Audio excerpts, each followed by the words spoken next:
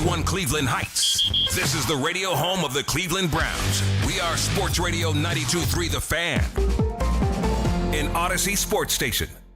92.3 The Fan, 2020 Sports. This 2020 update is brought to you by American Platinum Door and Gate. For all your garage door needs, call American Platinum Door and Gate 24/7 at 440-497-6213. Active draft night for the Browns. They started the night with the 6th and 24th picks, but they made a deal with the Chiefs to move back to the 9 spot and selected their future left tackle, Spencer Fano from Utah. Fano played left tackle his freshman year before playing 2 years at right tackle. Then with their 24th pick, the Browns took Texas A&M receiver Casey Concepcion. Why does GM Andrew Berry believe Concepcion brings to the offense? You know, I think guys that have the characteristics where they can create separation and also create with the ball in their hands, you know, those are hard to find, and especially someone that you can move around and use in a variety of different ways. So, you know, we think he has the potential to really create explosive plays for us in this offense. The Browns have the 7th pick of the second round and 2 third-round picks tonight. On to the hardwood. Tough night for the Cavs. They dropped game 3, 126-104. They went in the halftime tie, but gave up 40 points in the fourth quarter, including 14 to Jamison Battle. Sloppy game. The Cavs also had 22 turnovers. They go into Sunday with a 2-1 lead. The Hawks beat the Knicks 109-108 in a late game thriller. CJ McCollum hit a fadeaway jumper with 12 seconds, and the Timberwolves take control of their series 2-1, beating the Nuggets 113-96. Headline sports news every 20 minutes on The Fan. From the University Hospital Sports Desk, I'm James Bridges. Get primed for the Cavs playoffs on your ride home. The afternoon drive. Weekdays starting at 2. Cleveland's Sports Radio. 92.3 The Fan. The Ken Carman Show with Anthony Lima. With the 9th pick in the 2026 NFL Draft, the Cleveland Browns select Spencer Fano, tackle, Utah. With the 24th pick in the 2026 NFL Draft, the Cleveland Browns select Casey Concepcion, wide receiver, Texas A&M. We were joking, it's like, okay, well, the board probably fell better than it did in our simulations in the week leading up to it, which is always nice. But we're really excited about the 2 players that we got, and we're really excited that, you know, we were able to pick up the extra draft resources while taking a player that we really coveted at 9. This is a 6-point ball game around the 6-minute mark. Raptors are on the board.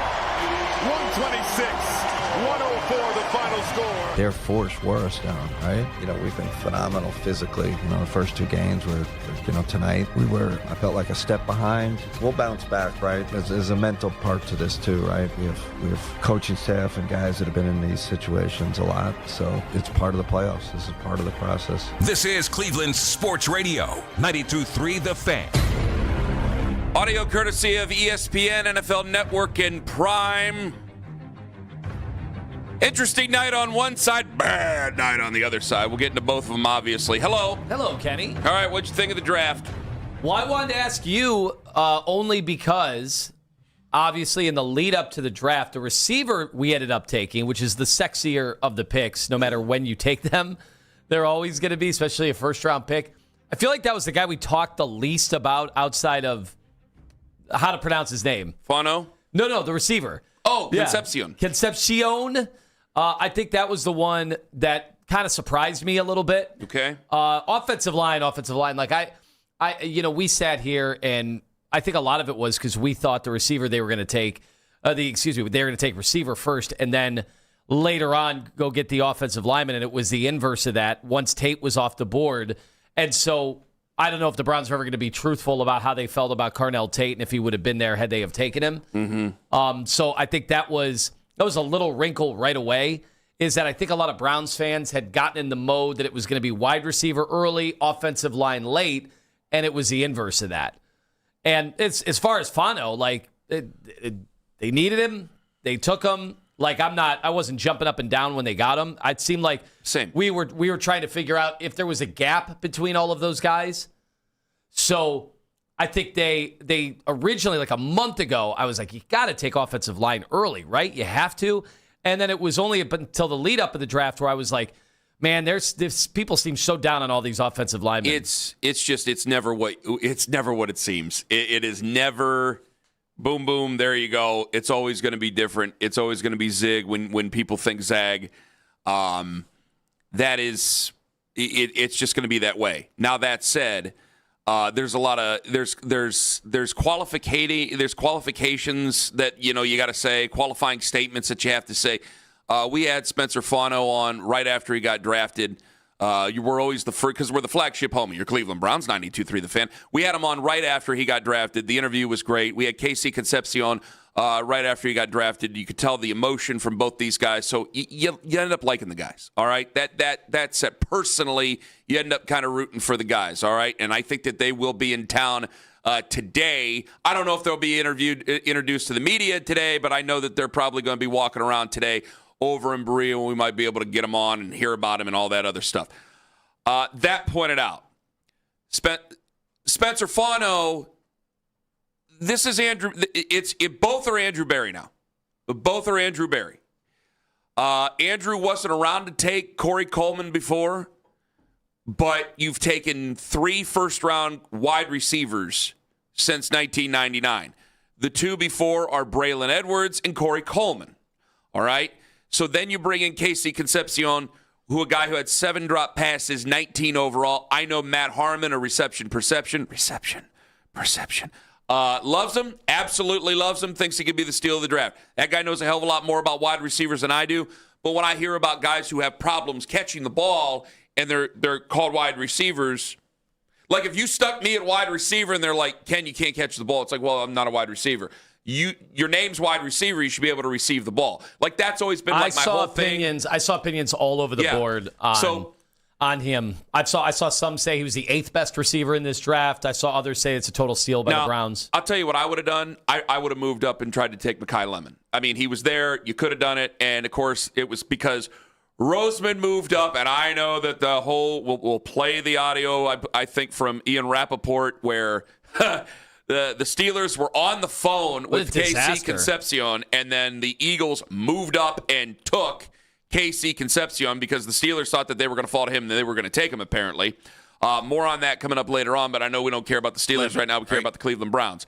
So hearing of Casey Concepcion, he's a guy they're going to put on the outside right to start. Todd Monkin was very clear about that yesterday. When we interviewed him, he was clear about that. In the draft process, they're going to put him on the outside. That's where he's going to start. This is a guy who, again, if he holds on to the ball, he can be brilliant, but I think a lot of fans are saying 5'11", and you have problems with drops. Sorry, you're going to have to prove yourself. The other pick with Spencer Fano, I asked on social media, it was nothing but Jed Wills, and I'm going, okay, because he was a right tackle, you're going to put him over at left. He's going to start day one. Todd was very clear about that right after the pick because he went down and he got on the podium. And so when you take a guy who's not a classic left tackle, I mean, sorry, you still have the same general manager there. You're going to have to prove it. You're just going to have to prove it. He's going to have to prove it for Andrew Berry in the front office, and they're going to have to prove that these guys were worthwhile. And if they're not worthwhile and they can't help win football games, this is it. This is it. You are a draft-by-draft front office now. You are a draft-by-draft general manager now. And there's guys who, like if Howie Roseman turns in a turd this year, he gets a little bit of leeway. He gets a little bit of latitude because it's Howie Roseman. Les Snead would be the same way with the Rams. They took Ty Simpson. He's going to sit until Matt Stafford's done playing. You get a little bit of currency there. Andrew hasn't built the currency again. So you stayed, and Jimmy hasn't basically made this clear, that you stayed because of last year's draft. All right, well, you're going to have to go and have this year's draft. So you're going to have to prove to everybody that these guys are right. This is a lot of smelling yourself within this draft. Fano is a fine player, and I think he's going to be solid, but I can't talk anybody into that because he's going from right to left, and they have long memories. Casey Concepcion, I'm going to be worried about until I'm feeling better. I'm sorry. He's a good young man, but I'm going to be worried about until he does things on the field. They're Cleveland Browns. I'm going to root for him, but obviously I'm nervous. So as far as Fano, I thought that so many people, so much was made about, playing right tackle, about the small arms, the short arms, I should say. But the more and more I kind of looked and tried to uncover anything I could, even before the draft, because I thought, he was obviously in play. It just seemed like a really good character dude who could have played left tackle, certainly could have, and they touched on that, obviously, in the press conference yesterday, and they were adamant about that, and he was adamant about that, right off the bat. So I liked that part of it. I just kind of thought he was a lower ceiling guy, but a higher floor. Yeah. And maybe that was in this draft, maybe that made sense. Why gamble on a project? Why gamble on somebody totally like that in their situation when they're pushing all their assets that they could? Think about now this free agency and that your number 6 overall pick that ended up number 9. You pushed all the chips in the middle on offensive line. You really did. He's the first offensive lineman off the board. Mm-hmm. So it wasn't like it was when you took Jedrick Wills, where there were other guys that were taken off the board, and it really became between him and Tristan Wirfs. So we obviously know who ended up being the better pick out of those two. He's the first one off the board. So someone asked yesterday, did you feel you got the best offensive lineman? Yeah, I think they would think so. He was the first one off the board. So now it's blamed right on them. Unless they changed their mind at the last second. That was a bizarre question I heard. I go, we were looking at each other going, what? This is on them. And give him credit for extracting value. That was the one thing I think Andrew Berry does a really good job of repeatedly is that if he – because there's a risk, right? Oh, we're trading from 6 to 9. What if the guy we wanted – what if somebody surprised us? Do you think, by the way, I just want to know because it's helter-skelter and you never know. Ask away. 216-474-0092. Let her rip. Go ahead. Do you think the Carnell Tate thing, was that at all? Affect them? Yeah. I don't think so. I think we wanted Carnell Tate. I wanted Carnell Tate. I know Nathan wanted Carnell Tate. You came around on Carnell Tate throughout the draft process. You were later to arrive the picks than certainly I was. But when he was off the board at 4 to the Tennessee Titans, I wasn't moving up for Carnell Tate. I wasn't doing that. So I guess I felt better. Because if you would have just passed on Carnell Tate, I'd have been sitting there going, oh, God. Where do you think the Browns had Carnell in terms of, was he their number 1 wide receiver? Had to have been. Okay. Well, I mean, there seems to be some debate about a lot of these positions that, it's tough. It's tough in a draft where people were not sensing huge gaps between these position groups.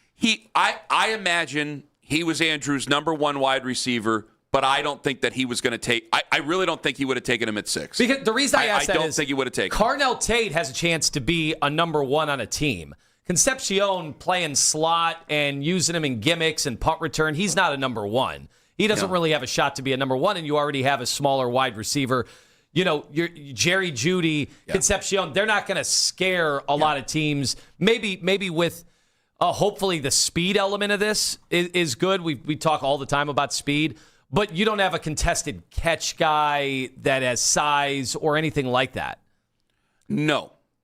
But the guy you were going to have that get size was going to be Denzel Boston. And plenty of other teams were passing on Denzel Boston. He had a speed and did not have that twitchiness to get off the line or anything like that. They were going to go. That's not who he is. They were going to go classic, build inside out, which I got to tell you, I was surprised. They were going to go classic inside out, but of course it was going to be inside out, but there's going to be some versatility there, quote unquote. And then they were going to go with fast twitch, weaponry type of player. Well, Denzel Boston's not that guy. He's a bigger body guy. They were going to go with KC Concepcion, who they can split out wide. They can bring in on a screen. You can get rid of the ball quickly, get some people out in front of him, see if he can make plays with his feet. They bring up the punt return stuff. I'm not trying to just take a punt returner in the first round. I understand that there was a couple of legends that have been taken in the first round there, but his main objective is going to be a wide receiver for us.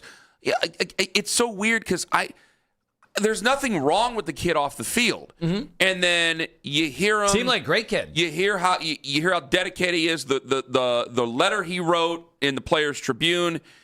Yeah, and I don't want to overcoming the speech impediment too. I don't want to go ripping on the guy, and I don't. The Fano, he becomes emotional when you ask him about Joe Thomas working with him. Oh, you had to love that. And looking forward to the challenge of sharpening iron every day against Myles Garrett. Like, you're saying all the right things, so I don't want to sit here and rip on them as guys. It's just if Carnell Tate would have been there, I would have taken Carnell Tate. Carnell Tate wasn't there. I was still thinking maybe either trade down, which they did, or wide receiver there at number 6 or number 9. That's what I was still thinking about, okay? So Spencer Fano, Hopefully he becomes an anchor for your football team. I mean, we hope all this stuff. It's interesting because I think there's things that if they would have taken a couple other guys, I would have had a much more damning opinion against or for, but they ended up taking Spencer Fano. They ended up taking Casey Concepcion. I just think Casey Concepcion is going to be a gamble. I think he's more of a gamble than Spencer Fano. I do. I also will forever wonder, had Jordan Tyson not have been taken by the Saints. Like, I'll just never know what the Browns were thinking about wide receiver in this draft, and that's another inflection point because I guess I look at it like Concepcion might end up being a really solid guy that opens up the offense and adds some versatility based on, the different types of ways they can line him up. Yeah. But like I said, he's not going to ever be a number one, I don't think. And so my question is, how are the Browns getting that guy? And we always talk about trying to help the quarterbacks. Were they just punting for a year? We always think, hey, if you have the quarterback on your roster, then you have to go get that number one. Does this mean they don't truly think they have the quarterback on the roster? I don't. I think that how could you say they do? They think they do. Let's be honest here. How do you think they could say they do? You're at 24. When they take Casey Concepcion, there were teams that wanted to move in. I think that they wanted a weapon. I don't know if they wanted to move into 24 because you saw at the back end of the draft, there was plenty of movement going on at the back end of the draft, and then they weren't walking back down the hallway. So we were wondering whether or not they were getting on the phones to try to move back into the draft because they had pick number 39. They acquired that third-round pick. But go back to that. There were people who were upset at the value, and we're going, yeah, because they're not going to give you what they would in a normal year. That was not tremendous value, the trade that they made with Kansas City. No, by the chart. Yeah. By the chart, it was not tremendous value. And I think it showed, listen, they're all, if there's any team that's going to follow the charts, it's going to be the Cleveland Browns. So they knew that they weren't going to be getting tremendous normal value in this type of draft to make this selection to go up from 9 to 6 with the Kansas City Chiefs. So they get that extra pick going into tonight, the third-round pick. We'll see what they try to do to get another one, but I think that they felt that they were probably stuck at 24. I'm guessing, that's a guess right now, and that they were going to take Casey Concepcion and this is the guy who possibly gives us the highest ceiling, but, if he can't catch the damn ball, we're going to be pretty upset. Well, I think we're going to be looking back at the Eagles' aggressive move. Could that have been the Browns? Could that have been the Browns if you were that high on Jordan Tyson? That's the one we have to watch. I think the one where you have people moving up to take Mekhi Lemon, I think that's the one that we have to watch. The Eagles move to take Mekhi Lemon. That's the one that I'm paying attention to. I'm sorry, Lemon, yes. Going into okay, I said Tyson. I meant Lemon. For a second, I'm going, did I miss something for a second? Because I'm on 90 minutes sleep. Yeah, right. So, you and you are too. Yeah, you were working last night as well. So this is the no sleep show for us.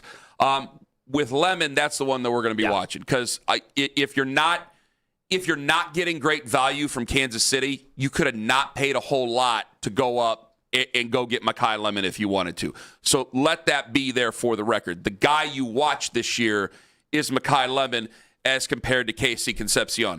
And hopefully we come out on top when it comes to that player-by-player comparison. 216-474-0092. I want to get to you guys on this. Were they good picks? Were they not good picks? Andrew Berry, are you loving him? Are you mad at him? I didn't see a lot of people who loved the picks. I saw some people who were saying, okay, maybe a little bit solid, and then obviously I saw a lot of people who were pretty negative on it. I want to see what the temperature is this morning as we're going 12 hours past from when those picks were made mid-morning here today. We got Daryl Ruiter coming up at 8:20, and I got to get into whether or not it was alarming or not because we're a lot like a lot of other teams now as it stayed close. The Cavs had turnovers. They didn't hit their shots last night. Then they ended up with a boat racing on their hands against the Toronto Raptors. That's coming up in 5 on the Fan.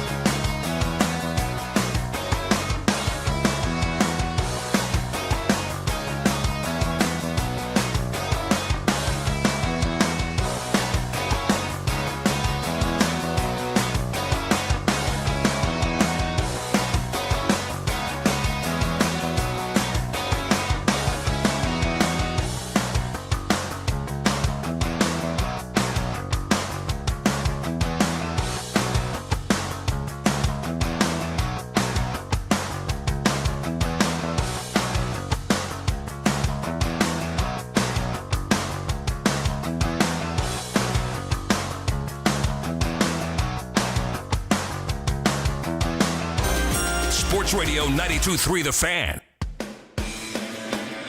Got several calls for 6 and 9, the combination of 6 and 9. At 6, Kansas City made the most sense because it was a big enough move where we could pick up resources, but also small enough with what had happened on the board that we could get, one of our short list of targets, of which, Spencer was at the top. And then at 9, we did get a little bit of action there as well, but nothing that necessarily compelled us to move off the pick. Oh, they're mad, Tone. We got some mad folks. 216-474-0092. This is what happens when you only win 8 games in 2 years, and your head coach was let go, but your general manager is still there, and you're a draft by draft guy. And I think right now, judging by the response, this is an Andrew Berry referendum again for the fan base, where hey, you had a good draft last year. I don't think you've built any trust within the fan base. Well, but hey, wait, everybody should admit trading from 6 to 9 to get the guy they could have got at 6. That was smart, right? I think a lot of people think that, yeah. Nobody thinks that's a bad move, and right? I'll tell you, in Kansas City, they're saying trading from 9 to 6 to get the guy you could have got at 9 was not a smart move. Everybody's saying Washington was looking at defensive players, but still, if you go the inverse of the two towns today, one of them thinks they did the smart thing and one of them doesn't. And it's the Browns that did the smart thing. Spencer Fano is not who some people are saying he is. Their comparison is wrong, and I will tell you why coming up at 7 o'clock. I really like Spencer Fano. I'm going to be just as nervous with Spencer Fano as I am with any guy who's switching from right to left or left to right. Because we're always behind. We're always going to go with our classic things that we know because we as humans, I'm not trying to get too deep here. We try to find comfort, and we like to stay in comfort. And there's certain things you're told about your sports and certain things you're told about important positions that we wrap ourselves up in, and we know that these things are supposed to be true. And when you're taking a guy who has been around the offensive line and you're switching him to one spot, and you've already done that before with somebody else, it is not going to be met with a lot of optimism.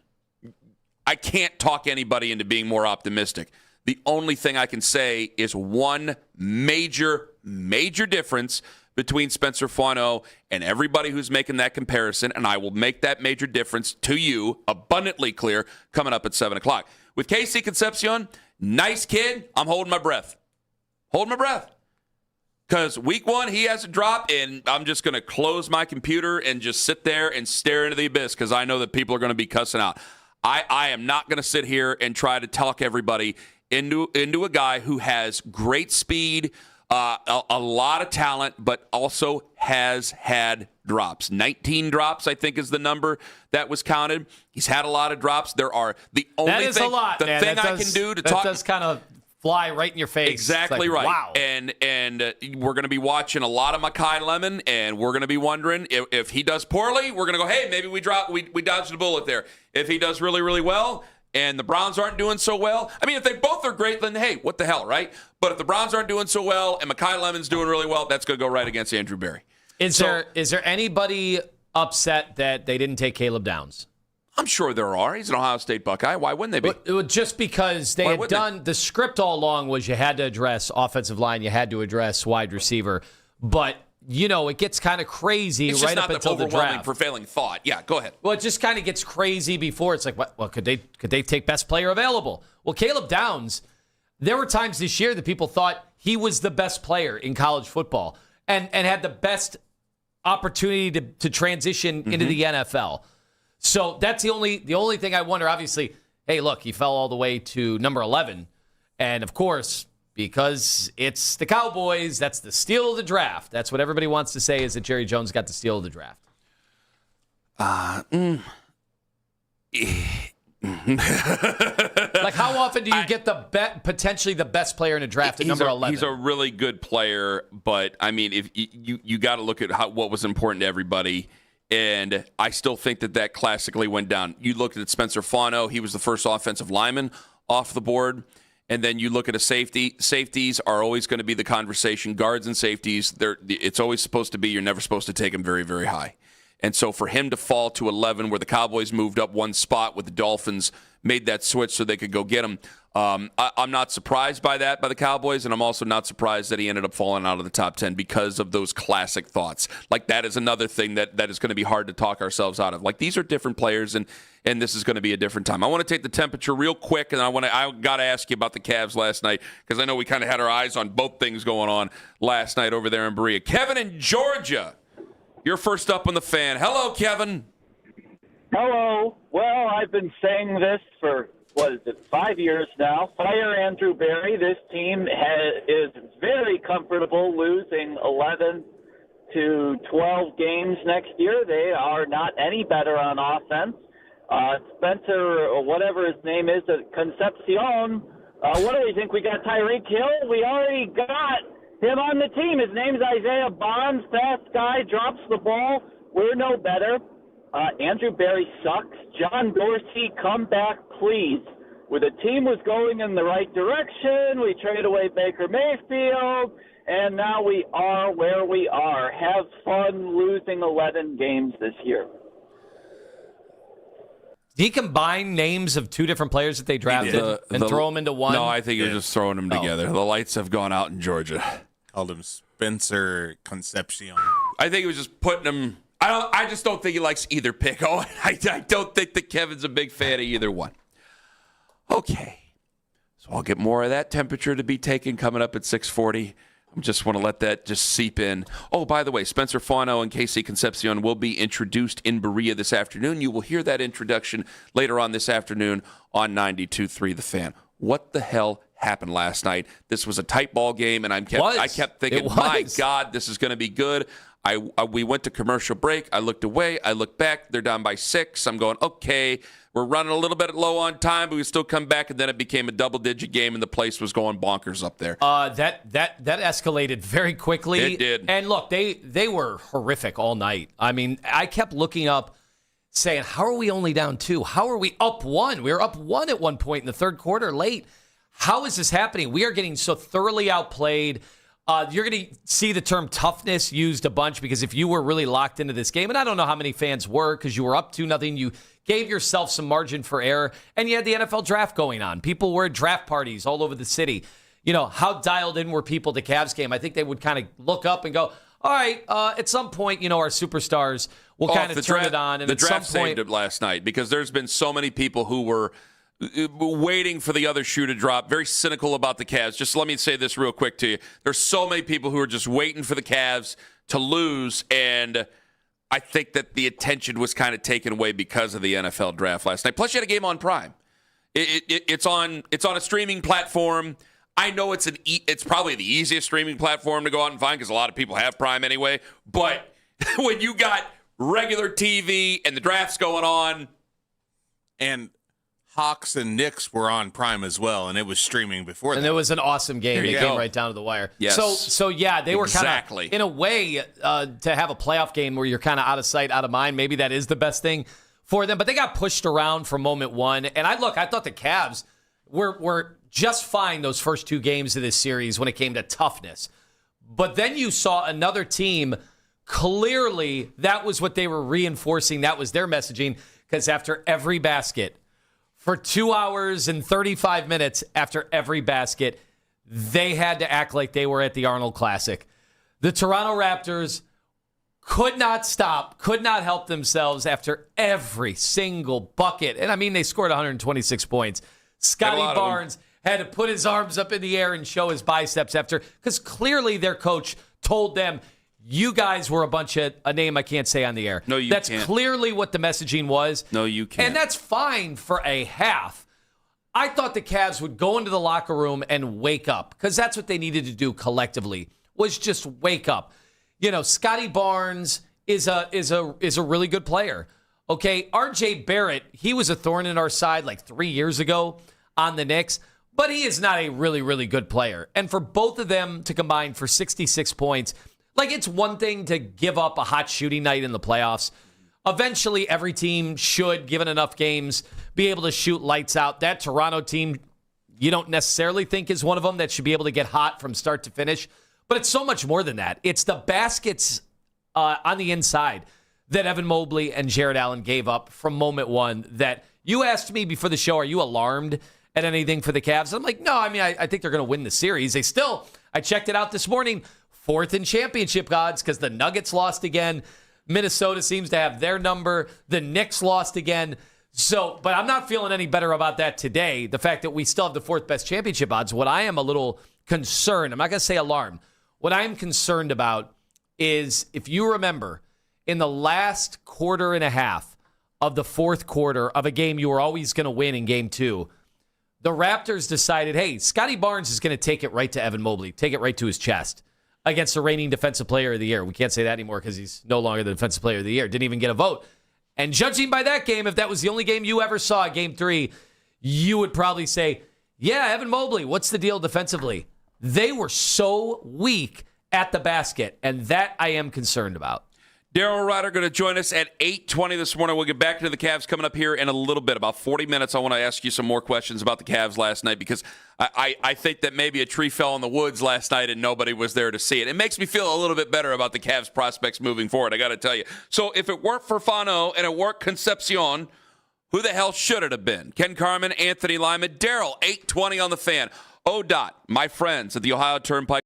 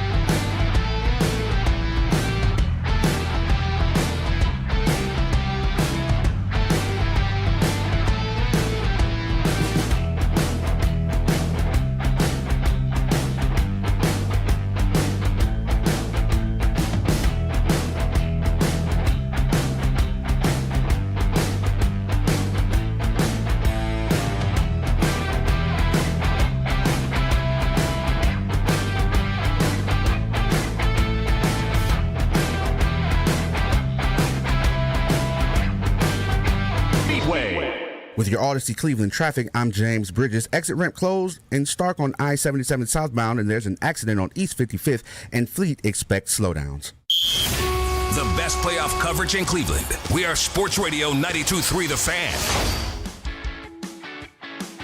Every receiver besides maybe Larry Fitzgerald has a couple drops. Casey, he's been a dynamic producer at NC State, Texas A&M. He's electric with the ball in his hands, and we're looking forward to having him. I sure as hell hope so. Likeable kid. I'm nervous, man. I am nervous. I ain't gonna lie. Hope we're laughing about this someday. And not like in a cynical, I'm sick to my stomach, I just have to laugh it off type of laugh. I mean, like, hey, people were worried about the drops. People were worried about Jerry Rice's hands, too, his first year and back from college and everything. Like, that's what I'm just going to hope. I got to hope.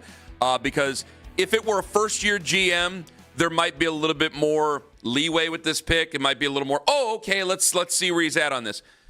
Last year's draft, exceptional from Andrew Berry, but you're hearing it from the fans. Like, it's very hard for me to just go out there and kill draft picks. I don't remember the last time I did it because I want to give everybody a chance. I want to give every Browns player a chance. If I thought the guy was a knucklehead off the field or anything like that, I go, oh, God. But he's not a knucklehead. But you're going to be paying very close attention because the second he drops one, God forbid, it's going to be hell on earth on social media and hell on earth in the stands and hell on earth for us on Monday morning. I remember a time, Kenny, where I did kill a draft, and it happened to end up being a really good one, which was the year that they ended up taking Baker and Denzel 1 and 4. And it goes to show, right? Like there are other guys that could have taken other than Baker. I get it. But Baker ended up having a very, very solid NFL career. And Denzel Ward has been incredible, right? I mean, so you just never truly know when it comes to these things. I don't have a terrible takeaway for this draft. Like I was sitting there later on going, all right, if they were not going to trade up, to get Lemon at the end the way that the Eagles did, I was like, man, Cooper, only because I saw so much Cooper, I was so dialed into every Indiana game. But that's not real scouting. That's not real breaking down the film. Yeah. I just like the way that Cooper made every big catch, regardless of whether it was in a crowd, whether it was in the back of the end zone, whether it was a little off kilter from Mendoza, just seemed to make every big play when they needed him to make it. And I'm like, that has to translate to the NFL, doesn't it? But there are plenty of guys who are really good in college that they just, maybe it's the speed, maybe it's a little bit more. Now, Cooper is, about an inch taller than our dude. He's 6 foot, our guy's 5'11". Yeah, 10, 15 pounds heavier.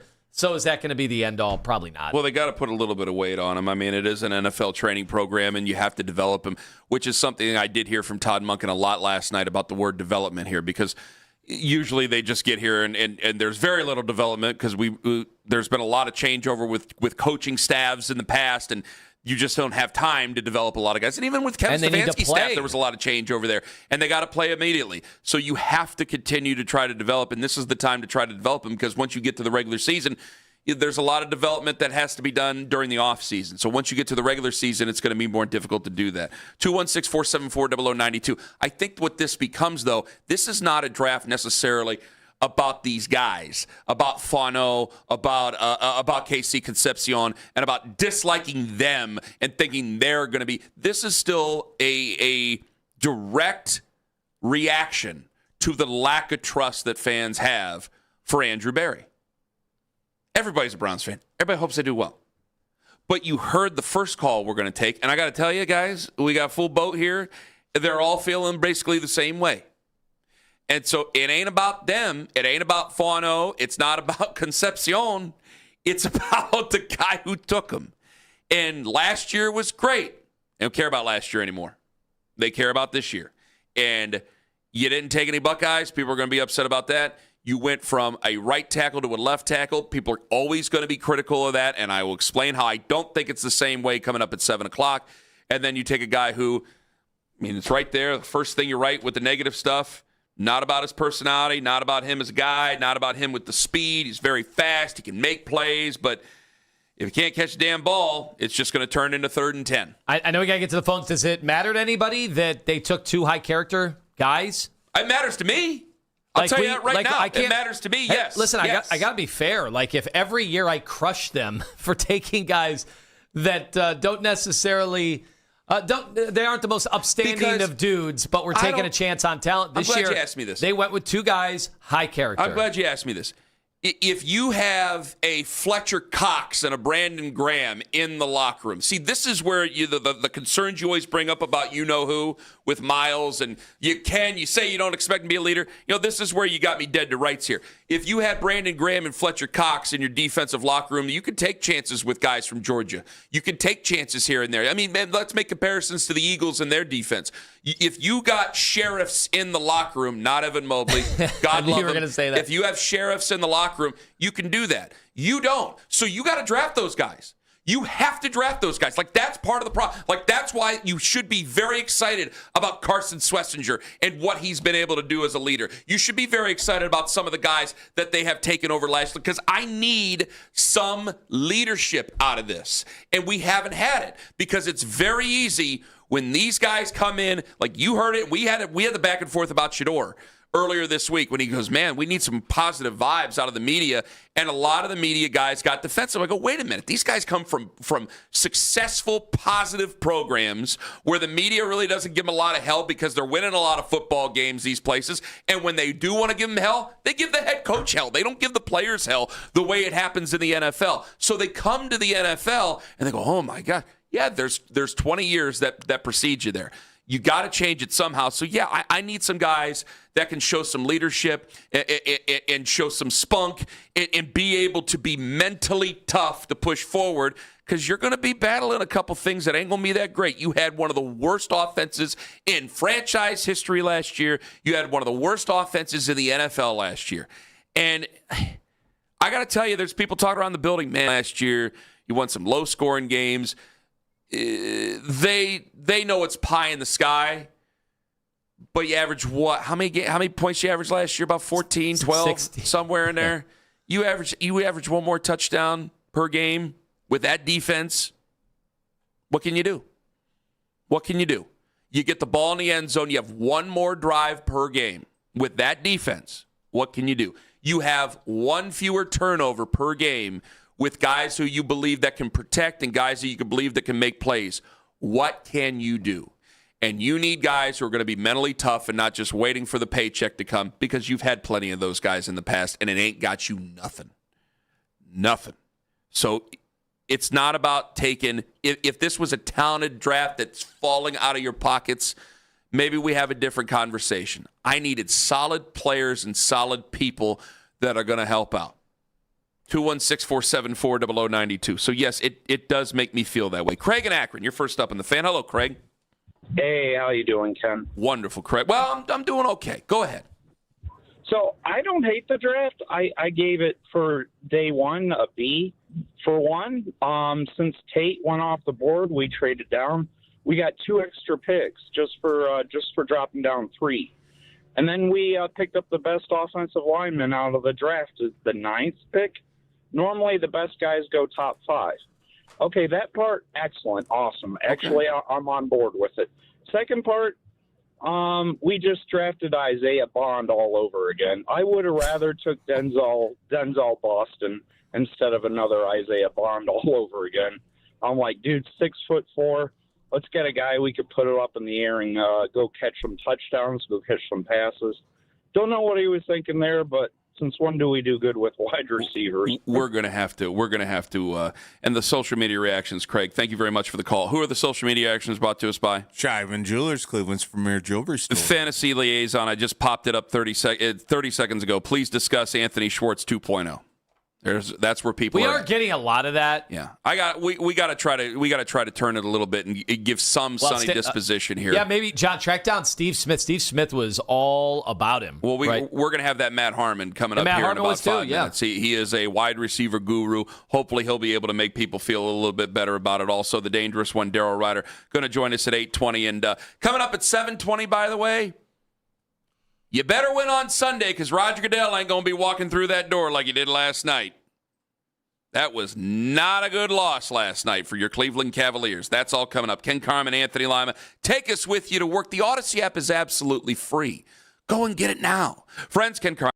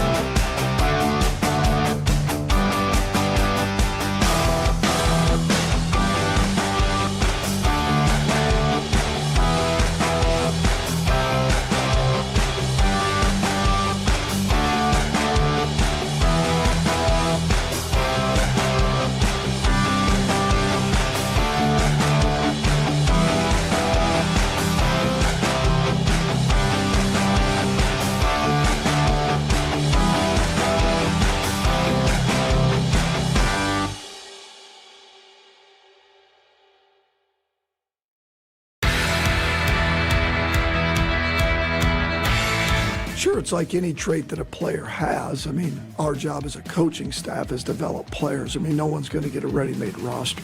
Right. Let's be honest about it. It doesn't matter what position that is, whether it's their ability to get in and out of breaks, get off the line of scrimmage, whether it's at the catch point, just talking receivers only. But, I mean, it's like that's their job is to develop players.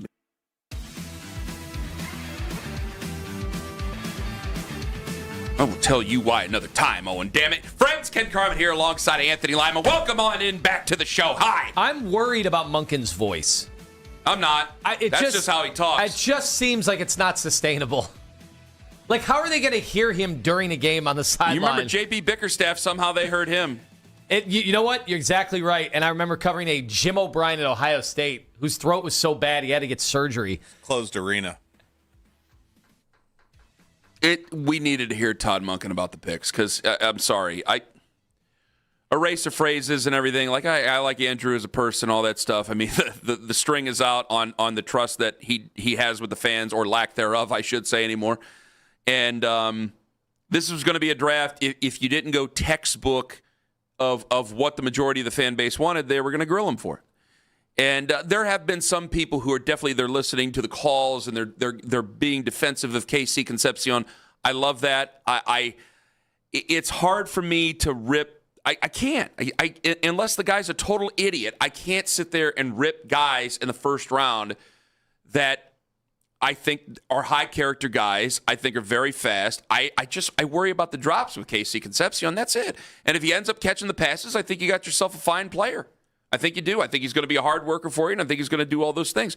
When it comes to Spencer Fano, speaking of hard work, the comparison to Jed Wills, it's got to stop. It's got to stop.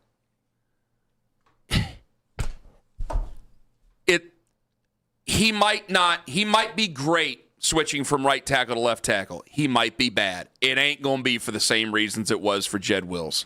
Do I have to go further, or do I need to go further, or can people read between the lines? I'll go further if you want me to. Well, is that all anybody's going to do? I just don't want to sit here and say the quiet part out loud, but maybe I have to say the quiet part out loud to make sure everybody knows. But is that all we're going to do for the people who are anti and they're always going to be skewed to the negative?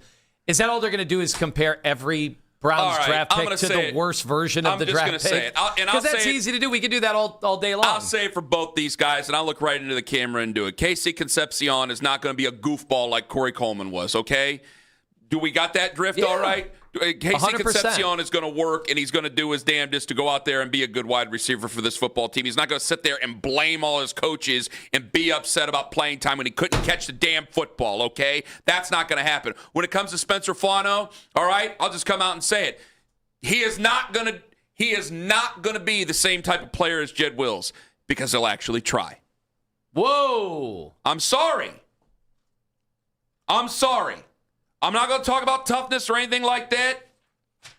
I think one guy got down on himself, and I think he just gave up. But how long before that materialized? And I don't think Spencer Fano is going to just give up. How long? Like, we weren't saying that on draft night. You know, the night they took well. We weren't saying that those years. But if we're making the comparison, we can only go by comps of what we have, right? So we can make comps of KC Concepcion, of different players that have worked out, but people always go back to the players that they have. And if I'm getting Corey Coleman or Anthony Schwartz 2.0, No, I don't think he's going to short arm. He doesn't short arm it. He does an alligator. Anthony Schwartz, I think, was afraid to catch the football at times because I thought he was going to get killed going over the middle or going over a slant or going anywhere. He wasn't a real wide receiver in the NFL. You. But who took Anthony Schwartz? Who took Anthony Schwartz? He was a third-round pick, not a first-round pick, but who took Anthony Schwartz? But that's the difference. That is it. That's the only thing they have in common. They both were technically wide receivers, and they were taken by Andrew Berry. That's where the line ends. With Corey Coleman, I don't think that KC Concepcion is going to find himself with the same problems, anywhere near as the same problems as Corey Coleman, from everything that I've been told here throughout the entire draft process, by the way, not just last night over in Berea. And the same thing can be said with Spencer Fano, okay? I don't like to say say these things. I understand what I look like. I understand that there's a lot of things there where it's like, well, you're talking about other guys' physical prowess and how hard they're willing to work. Look at you fat pig. I got that. Trust me, I'm not trying to even be self-deprecating. I understand there is something really, really wild and rich about a sports talk radio show host talking about guys not working hard enough. I got that. But I'm just going to tell you guys right now, if Spencer Fano doesn't work out well, it's going to be because of a couple of different reasons, maybe with injury, God forbid, can't really go towards that. It's going to be maybe he can't really get his feet from right to left, but damn it, it's not going to be for the same reasons as Jed Wills. So get the Jed Wills stuff out of our heads, guys, or we're just going to be miserable people. I get it. And the only thing that those guys have in common is that they will be switching from right to left, and yes, that Andrew Berry took him. And that's why we need more Todd Monkin, because people are more willing to trust Todd Monkin than they are going to be. Actually, that's a hell of a point you just made. It's not enough Monkin to talk about these first-round picks. Never enough You can Monkin. have more Monkin as long as you don't have too much Monkin. You know what? I think Ken's okay with too much Monkin today. I think my cup will runneth over with Todd Monkin after the interview we had last night, because, oh, boy. But I'm an easy pigeon. Well, then you have not enough Monkin. I'm an easy pigeon. Keep the Monkin coming. Let's get that Matt Harmon ready. Maybe he will make some people feel a lot better about KC Concepcion here as we get ready for day 2 of the draft, but we go over night 1 of the draft. So I just had to get that off my chest. I've been waiting an hour to do it. It feels good to get that off my chest. Here's Matt Harmon on KC Concepcion. Oh, never mind. That's not Matt Harmon on KC Concepcion. Nicely produced. John, let's go right to the Bay Area and Maurice in the Bay Area. Good morning. Maurice. Okay, he's talking through a phone I don't know what the hell's going on. Do you agree with me about all this? Because now I can't trust anything right now. It's so I'm easy. going to hold off. It's so easy at any time to just compare the guys you take. That is the difference between Cleveland and probably some other markets where, the drafts have not been pretty for so many years. That's not just an Andrew Berry thing. That's how you have a bad football team almost my entire life. Is because the drafts is always, it's not free agency. It's not like trades and free agency is how you build your teams in the NFL. It's always going to be through the draft. That's why Andrew Berry took a huge step forward.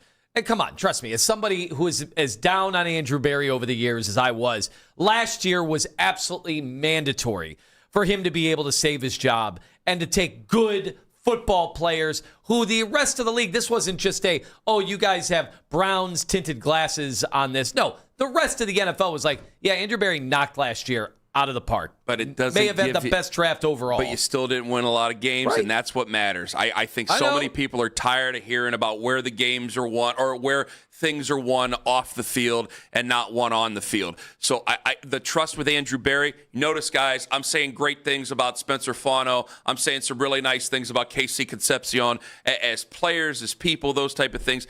What's done is done with Andrew Berry. He's just got to earn it, and the only way he's going to be able to earn it is if they actually go out and win on Sundays this coming fall, and then you can put it on Kevin Stefanski. Do we have the Matt Harmon now? Please, for the love of God, audio courtesy of Yahoo Sports. He is without a doubt, in my opinion, the best separator and the best route runner in this year's class. From an all 3 levels perspective, this guy smokes man press coverage. 92nd percentile success rate versus man coverage in reception perception. Like, he's the best man press beater in this class, despite the fact that he's 5'11", 190. Like, he blows past guys. And I know the hands are a question, right? The drop rate is too high. There's no question it's too high. It is an issue. It has to get fixed. I think it can get fixed because you see guys sometimes who they fight the football and they can't make the high degree of difficulty catches. And honestly, this is something that I think irritates fans more often than not, is that you see this guy make high degree of difficulty catches. Like, they're on film where he goes up and attacks the football and makes plays above the rim,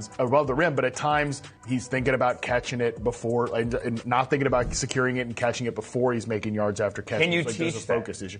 Yes, I think you can teach it. Drops, like, we talk about them a lot, but they're not a sticky stat year to year.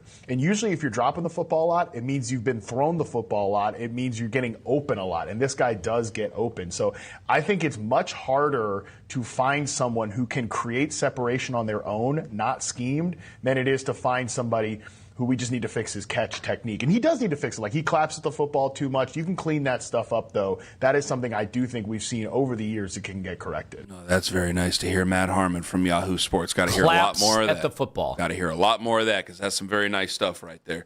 216-474-0092. Gio in Cleveland. Hello, Gio. Good morning, guys. How are you? Doing well. Gio, go right on ahead. I actually can't believe I'm going to say this, but I'm going to agree with Lima and kind of jump on his train a little bit. But, like, I don't really understand, to me, the whole right tackle to left tackle. I mean, I understand it, but, like, I think it was Jeff Saturday that was said about this pick that that's like asking a quarterback that throws right-handed to come in and play left-handed. He goes, how are you expecting a guy to come in at this level, meaning professional football? Yes, they're athletic. They're all freaks. I mean, at this point, they're all running 4.4, 4.5. But I don't understand, why do we always do that as the Browns? Don't get me wrong. I like the Fano pick if he plays right tackle. But asking a guy at that pick level, at number 9, to say, okay, now go play left tackle when you've never played left tackle. Okay, maybe you played 3 games at left tackle.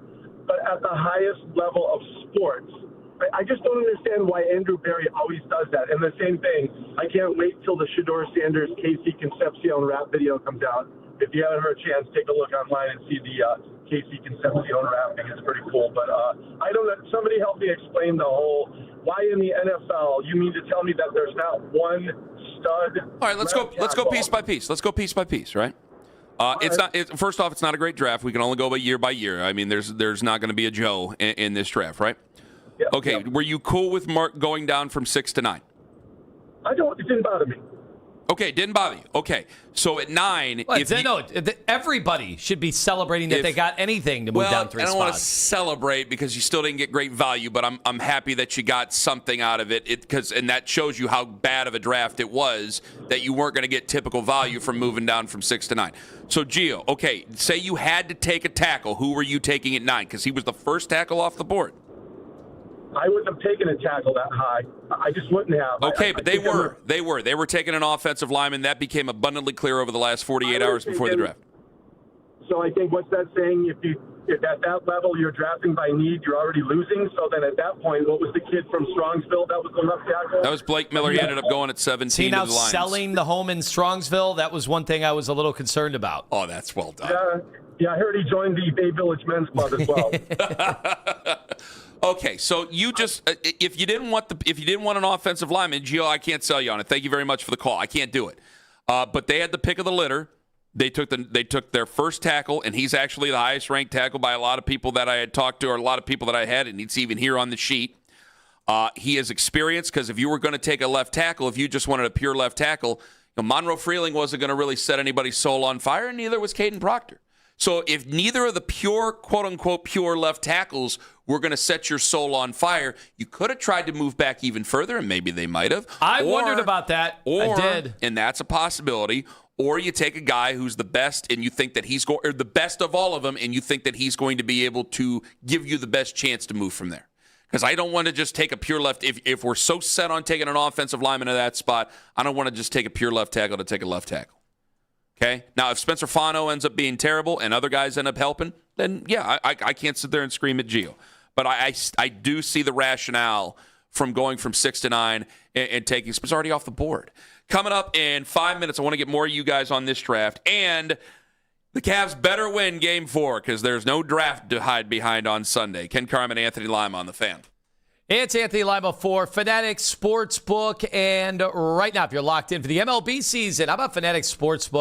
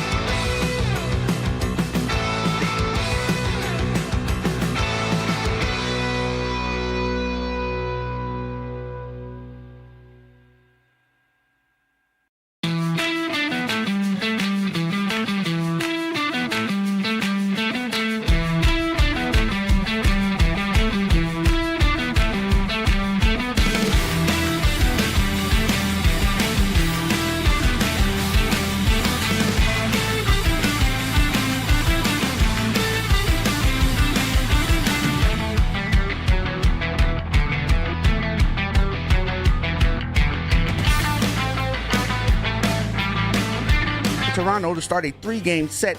Gavin Williams and Max Scherzer are your starters. Headline sports news every 20 minutes on The Fan. From the University Hospital Sports Desk, I'm James Bridges. It's our aggressiveness, our force, I don't think was there tonight as a whole. Give credit where credit's due. We knew it was going to be a tough game. No team wants to go down 3-0. We were right there for the majority of the game, and then battle kind of got away in the fourth. So just things we could control.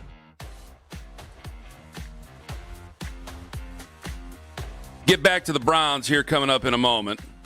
Cavs played last night. Boy, there's some people who are upset. There's some people who are upset that we didn't take Caleb Downs. I wondered about that, just because when anybody is billed as the number one talent throughout the year, it wasn't just like, hey, that was a thing that happened right before the draft. This was kind of a thought all year that he was the most NFL ready and he was going to be a star day one in the NFL. And then all of a sudden you're sitting there and it's like, he's available? We'll get back to that coming up here in a little bit, maybe 8 o'clock when we got Daryl Ruiter at 8:20. You heard, and I think that somebody over in the other room in the sausage closet is going to have a point to make about Caleb Downs, possibly. So we'll get back to that coming up here in a little bit. By the way, real quick before we get to Donovan, did you see the Renegade last night? No, I only heard about it. I could not believe they played the whole effing song. Oh, yeah. They played the whole song. Do you like the song? I think. No. I used to. Well, okay, so they dated it for you. Yeah, when I saw Billy Madison and he's out there playing Renegade, hell yeah, I like that. But think what yes, you pay for the rights to a song, you're going to get all the time out of it. I could not believe. Are they alive? Did they do it live? No, Styx was not there. Well, they had two of the guys from Styx. Right, but they weren't playing. They just recorded. Yeah, they recorded something. Then they played the video. They had the lights, and then they tried to do, at least in the TV version that I watched, they tried to do the blackout like they do on the scoreboard for Pittsburgh. So, refresh my memory. Styx is a band. Well, stop. Are they in the Rock and Roll Hall of Fame? I just want to let you know, Mr. Gabrick, who was my 8th and 9th grade drafting teacher, would play Styx. We would listen to Styx in class. We would listen to. You were in that's why you host the draft show. And you were in the draft room. I was in the draft. Then. Yes, I was in the draft room even back then. Mr. Gabrick was a good man. Still a good man from what I know. Okay? They haven't kept up with him. Oh, I'll tell you some stuff in the break. Yeah, Owen knows. Stop it. I hope he's doing well. Well, I'm pointing out to you is nothing, actually. Can I ask you, did they do this with the other cities? Because it seemed that everything Pittsburgh took forever. The beginning of the draft, before they actually started the draft. I remember them doing that with the Browns. They brought Joe and Bernie out. Did we play a whole song? No. Before our pick? I thought there was a lot of Cleveland rocks, though. Yeah, I'm sure. But I go, man, if we do this, I want the whole East 1999 Eternal album played. I want a whole Michael Stanley album played. They played the Halloween theme. Okay, so I'm just being a bitter Browns fan? It's okay to say I'm a bitter Browns fan. I think that's fine. I agree with you on that. I just want to know what happened to the 8-minute picks, and we were going to be rifling through it. Oh, my God. Instead, ESPN was like two players behind. Like, we would get tipped off of a pick, and I know they didn't want Schefter spoiling the picks, but the insiders from around the NFL. I don't believe that at all. They had spoiled the picks sometimes 8 minutes before a dude was shown on TV. There was more than once where Mel Kiper came on the draft coverage that I watched and talked about a player that I knew was not getting drafted there and why that team should take him. That's bad when your analysts are giving you stuff that is totally moot and totally irrelevant. You've got a problem with your broadcast. What they are doing is incentivizing going to social media, and that is a big problem, I think, for the draft. I couldn't believe. Wait a minute. Like, imagine if all of a sudden I was getting the results of playoff games in the NBA 8 minutes before I was seeing them on TV. Nobody would be watching them on TV anymore. You would be seeing. Yeah, it was very tough, especially with I streamed and I watched, but I had push notifications for a bunch of players, like if I followed their college career, right? Or their college team. So any Buckeye that I just saved on an app, when they got drafted, it popped up on the phone 5 minutes before it happened on the TV. And then you flip over there and they're talking about someone completely different. I go, that's substantial. No, I know Arvell Reese is going here. Why are you trying to show me someone else right now? It was a little bit bizarre. Is all I could say. But Usually Kenny, we get used to it, but man, that was a bit bizarre The yesterday. big point of watching the draft on TV is building up, a lot of the intrigue and speculation on would this team trade up. Anticipation. I heard this team, like Daniel Jeremiah said he was hurt this. And instead, it's like, well, none of that matters because I already know it's on my phone who they took. So your speculation is irrelevant. So what am I watching the draft for on TV? What's the point? If it's a giant television show, and it is, then just keep it as a giant television show and do things in a timely fashion. I thought, and if again, I might just be a bitter Browns fan here and not remembering what had happened when the Browns had the draft.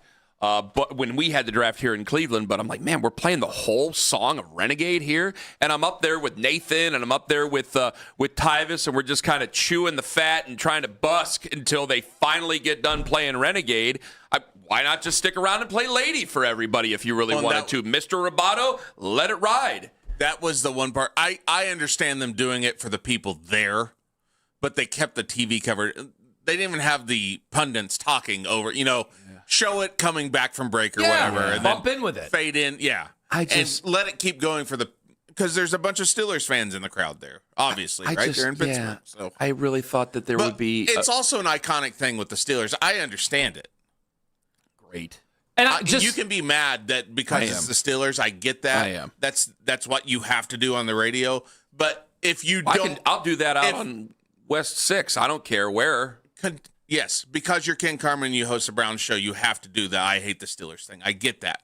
Why do you have to take a shot like that? What I'm trying to get to... I would do that What off I'm the air. trying to get to, Ken, is that it's a synonymous thing with that team. So I don't know why we'd be upset that team gets to do that when they're hosting it.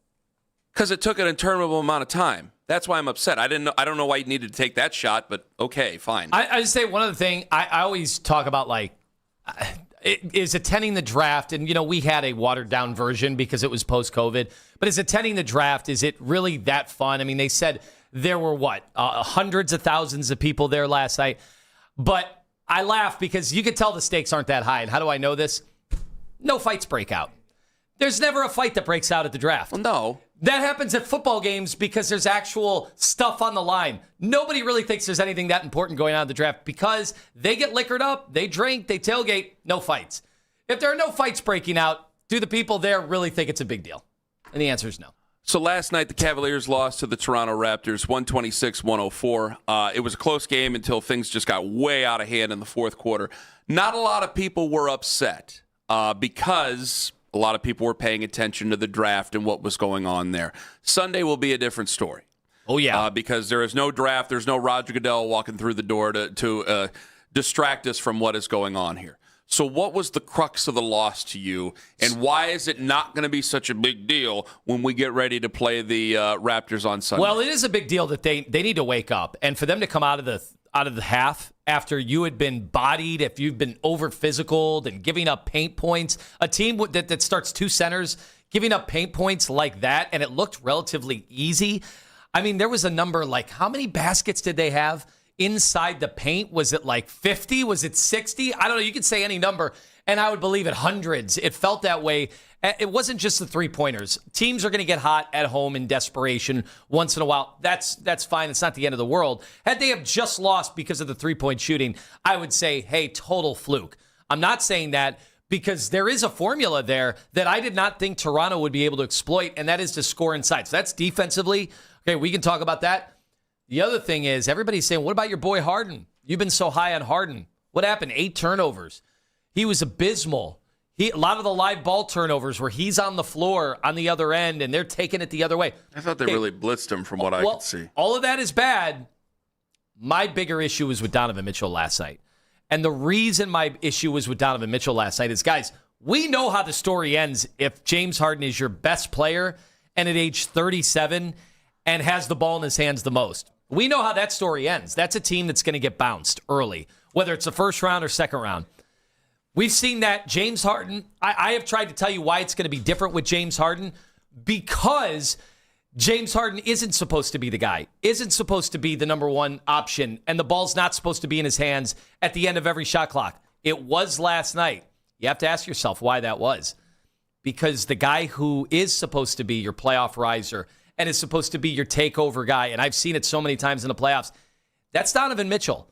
He's supposed to be the one that plays with this, quote, force that you're going to hear was obviously a big issue last night with Kenny Atkinson, and I just was very confused at that effort out of Donovan Mitchell last night. Now, here's the answer to it. The force was just way on their side. Their force wore us down, right? Two forces meet each other, and one does that. So our aggressiveness, our force, I don't think was there tonight. I just don't think our force, like we weren't forceful enough with it. I feel like I've seen top blocks before, but our force of coming off of it, come out with that force right away. And even still, we're right there throughout the whole game, right? I think the force is the biggest thing. Yeah, similar to what Don was saying, just our force, we got to meet them early. Really just starts with our force. Obviously, we'll go back and watch the game and figure things out. Like I said, it starts with our force. If we're not forceful enough in getting guys looks, and they did their jobs tonight, but we as a collective did not, and he's forceful. A lot of energy. I hate to sound like a broken record, Danny, but I you really can see where this is going, right?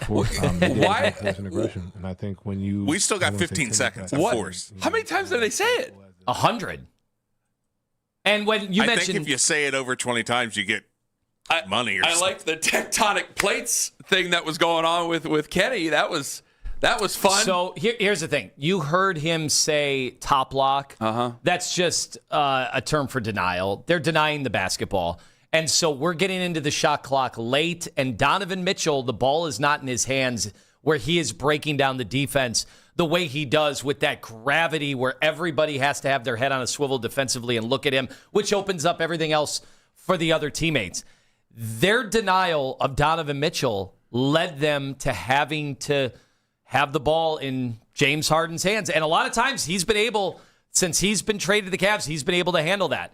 But on a night where he is a little loosey-goosey with the ball, you need Donovan Mitchell to be Donovan Mitchell. And last night, they took him out of that game. And that was a very unbalanced effort from the team. And they got to clean that up in a big way because, Kenny, you asked if I was alarmed. No, you lost a game. You they sound were a little desperate. alarmed. And they were desperate. They were desperate. Toronto was desperate. They fouled us. I mean, look, this is how you knew they were going to set the tone. There were 7 fouls in the first, 6 minutes that were called on Toronto. Why did they do that? Well, they were going to come at you with everything and basically force the referees to litigate that stuff on the court. Force, yes, you heard it a lot. So I'm not alarmed that you lost one game. Sweeps are hard to come by. You don't have LeBron James. He made it easy. Yeah. That's not the way But the NBA works. You know this. You'd be fighting tooth and nail with people today had there not been the draft last night. Oh, yeah, Okay. well, I'm So mad. we're all I'm not clear with happy. each other. I'm not happy. I didn't say you were happy. And let me Who's make happy? it clear. I didn't pick a sweep. I picked in 5 games. All right, that was their one. The desperate team came out desperate. They did the desperate things, and I just didn't like the way it looked. I didn't like the way that in the third quarter, after they imposed their will for 2 quarters, I thought we would put an end to that in the third. We didn't. The turnovers were alarming. It was bad. They had Harden had 8 turnovers himself, and you brought it up. Mitchell has to step up. He had 15 points in that. I mean, that's a problem, right? And I think if you're relying on James Harden to have the ball in his hands because Donovan's not being Donovan, well, you're in trouble. You may not lose this series. You'll 100% lose the next series if that's the case. They've got to clean that up. About last night, coming up in 5 minutes, where the Steelers, even though they were hosting the draft, they got hoodwinked by the team to their east that's in the same state. A wild, wild chain of events that happened last night. You'll find out about how it went down and about last night coming up in 5 on The Fan.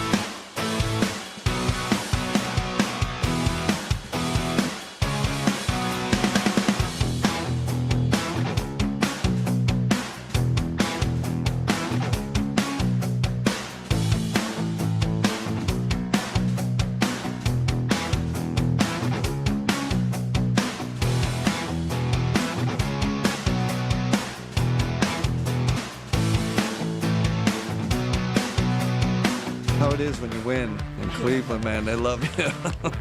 When you lose, it's the way it should be. He's a piece of crap. The kid, he sucks. He's sucked his whole career. I got rumors about him. He couldn't please his wife, so now he's divorced. That sounds really good, but I'm not 6'5", and I don't have the athletic ability to play in the NBA. Now the Ken Carman Show with Anthony Lima give their thoughts on what you might have missed about last night. Well, it's a battle in the Keystone State. The city of Philadelphia has pretty much been dogging on Pittsburgh over the last week or so. Flyers are up 3-0 on the Penguins, and then the Eagles just kind of big dogged the Steelers last night through this. Pittsburgh Steelers get on the phone with Mekhi Lemon, planning to select him next to 21. Except what they didn't know is the Eagles had actually traded up over them. We're trying to get in touch with Lemon, but he wasn't answering because he was already on the phone with the Steelers. In the end, the Eagles do the trade. They get Mekhi Lemon, and the Steelers grab a tackle right after. Wow. So for 19 picks, he's on his phone just trying to pass the time. And then he's on the phone with the Eagles and the Steelers. He's on the phone with the Steelers. With the Steelers, and the Eagles couldn't get hold of him. But the call of a lifetime is what the Eagles are tweeting out right now. Audio courtesy of NFL Network. I mean, how is that even allowed to happen? This is a. What do you mean, how is that allowed to happen? How are you allowed to call somebody to make a pick before the pick before you is being made? That makes no sense. They do that all the time. Well, you can call anybody at any time to maybe issue a guarantee or whatever, right? We always hear from the players like, oh, I have a guarantee if I get to 101, this team's going to take me. This happens to be in the first round. It happens to be in Pittsburgh. It happens to be a team that's in the state that there is a little bit of a regional rivalry there. There's plenty of markets in that state where there's a fight over that. This is a disaster. And not because, the Steelers might end up backing into a better player. You never know how that's going to work. Obviously, two totally different positions. But where it's a disaster is that it's public, and this is the first draft post Mike Tomlin, where you're wondering, is there some uneasiness about the future of that organization? And I just think the fact that it leaked out, and now forever Steelers we didn't get the guy we wanted. The Browns might not have gotten the players they actually wanted, but they can say it because we don't know if they like Tate. We have no idea. But the fact that this is public with Pittsburgh, every fan in Pittsburgh is going to leave that draft also maybe intoxicated because the draft was there, and they might go home going, we didn't even get the guy we really wanted. So Howie Roseman told Ian Rappaport, right? Or somebody in the Eagles camp, because there's no way if you're a member of the Steelers, you're going to go, yeah, we were on the phone with Mekhi Lemon, and then they moved up. It's humiliating, Ken. And now we have to go in our introductory press conference and be like, yeah, Max Yonicher, we really didn't want him. That is, good. I'm glad it happened to the Steelers. Yes. If it's going to happen to anybody, I'm glad it happened to them. Maybe we'll catch some audio later from our friends over there, our sister station, but that's the entire their show today is not going to be about, hey, we have the draft in our city. Exactly. It's going to be, we got the guy only because somebody moved ahead of us to get the guy we really wanted. And we still have intrigue with both teams because Mekhi Lemon is going to be playing for the Eagles. And, of course, we have to pay attention because there were a lot of us, including myself, who thought maybe we should move up and go get Mekhi Lemon. So the Rams drafted Ty Simpson at 14, and Sean McVay could literally not be more unhappy. This is Matthew's team. And you get a chance to be able to address, the backup quarterback. We've got Stetson. We've talked about the importance of Jimmy. So to be able to add somebody that you can evaluate a body of work where he was asked to play the position and a lot of things that do translate in terms of concepts, reading with his feet, some of the different things in the drop back in the play action game. He listed every other quarterback, and even including Jimmy Garoppolo, who isn't even on the team anymore. It's not even what he said there. It's his body language when he's sitting there with his buddy, right, Les Snead, and this is going down, and he doesn't look happy at all. It looks like they got into an all-out feud right before they came out on camera. So, the people who we were interviewing who didn't get the job here in Cleveland are still over there. And there's people who are close that might have been sending some texts about, oh, I know you don't like Ty Simpson, but he's about to go here soon. Whoa! Which I was going, oh, boy, okay. I think he might have been annoyed that he was going to have to answer all these questions because obviously when you win a Super Bowl with a quarterback, you usually have a pretty strong relationship with that guy. Sure. And I think he does, so I think he's a little uncomfortable answering those questions. But I do believe, and maybe I'll end up being wrong, but everything that he seems to really like Ty Simpson and knows that Ty Simpson is not ready to play right now. And maybe he wanted to get somebody that was right now, but I know he likes Ty Simpson, so maybe that was the only argument that you would have. But they know better than anybody. The quarterback is the most important position. They think that they can get him ready, groom him to be the next starting quarterback for that team, and they can do it the old way and but to let have him sit. I know they're a blank them picks organization, but to have a first-round pick that is not going to help your football team win games that you're trying to pursue the Super Bowl. But they think Matt Stafford's going to be able to do that, and he can make other people better. That's now, true. I know you have an issue with Puka Nacua over there, but I think for a lot of folks, I think for that team in particular, they're different. They don't look at it. A lot of teams become hand-to-mouth. Maybe even ourselves were that way in this last draft. I mean, we're going to talk about Caleb Downs coming up in the 8 o'clock hour here. Daryl Ruiter is going to join us at 8:20. They're different with the Rams, and their way has paid off.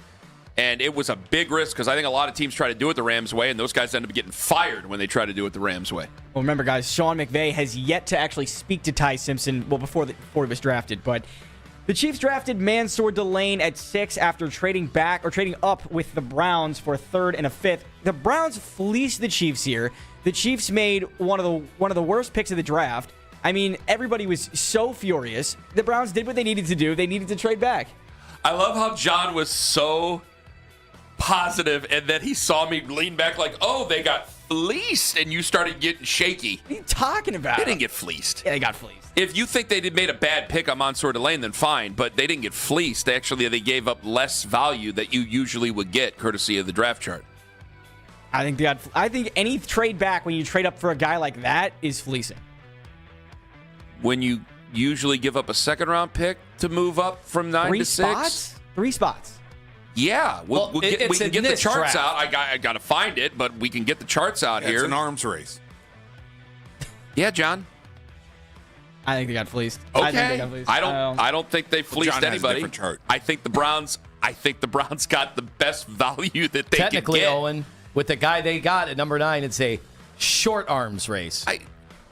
This is Andrew Berry in this front office we're talking about here. They are paying attention to the charts more than any other team that would probably be out there paying attention to the charts.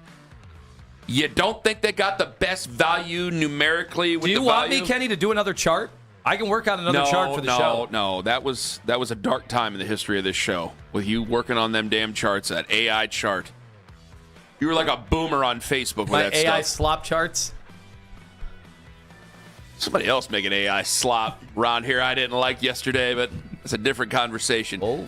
I don't think they got fleeced. I think it showed you just how weak this draft is, and the Browns got probably the best value that they could get. I'm sure they were calling other people and working the phones as well. All right, well, that's it for About Last Night. All right, John. Thank you very much. John Calavita.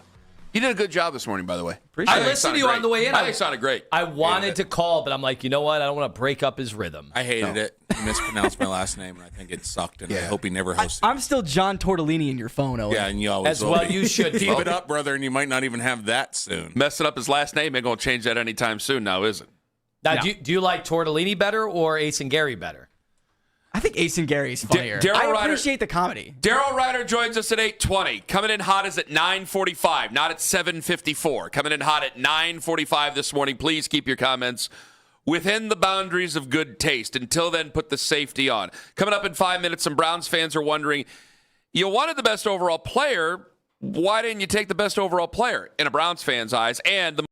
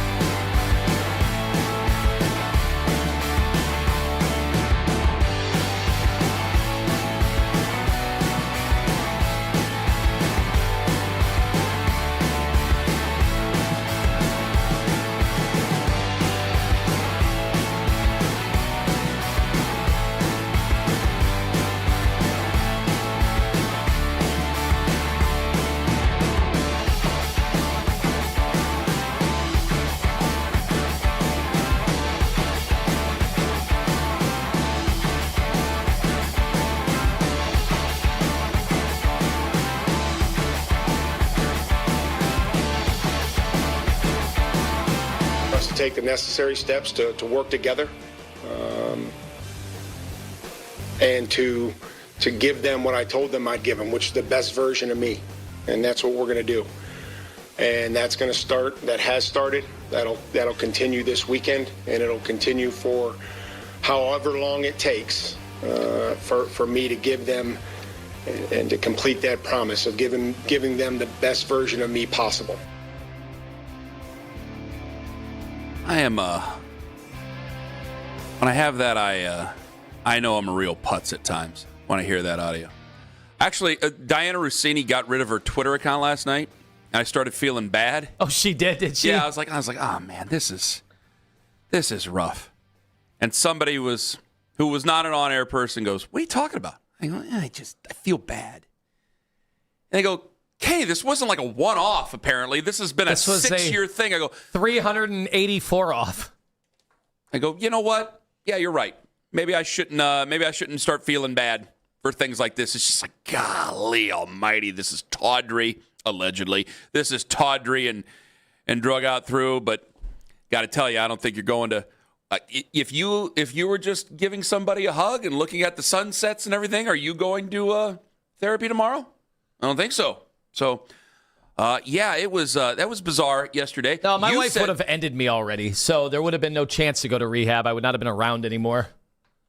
That's interesting. I gotta That's say, really interesting. what is absolutely incredible to me. Obviously, they've made it worse with all their crisis management.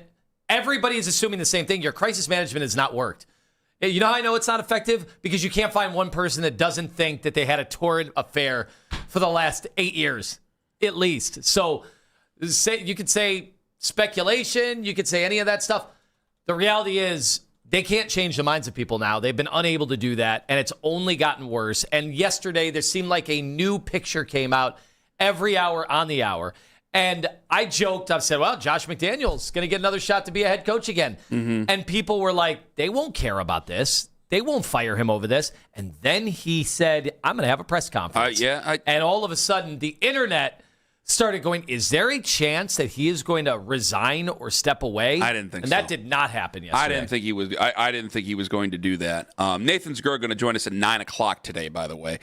He was with us in studio yesterday. He'll be a part of the continuing coverage tonight. Yeah, because you get ready at 8, and then we had to watch his press conference. I didn't think for a second that he was going to step down as head coach of the New England Patriots. I just thought that it's been a bizarre situation. I can't feel. I'm glad that someone who told me to straighten me out. I was like, no, I can't really feel bad. This has been an ongoing thing here, apparently, for a long time, considering what the New York Post posted yesterday afternoon. And who knows what else is going to get posted? Well, there were picks from Tennessee from 6 years ago, and in between Tennessee and New England, Mike was here. He was here, and Diana had popped into Cleveland a few times. So that led to more speculation. I'll just say that, obviously, whatever, their families aside, they're dealing with this, and I can't even fathom how that is going on behind the scenes and what led to all of this in the first place, because it seemed like a lot of this was so flagrant and out in the more open than you would think. But for a fact, at some point, whether it's Robert Kraft or whatever, he had to go, is there more? Are we going to be embarrassed more? Because at some point, you're humiliated. Well, some of the stuff. The fans can say that they don't care because fans just want a good football team. Eventually, we had fans say the same thing about Deshaun Watson. They've said the same thing about how many players.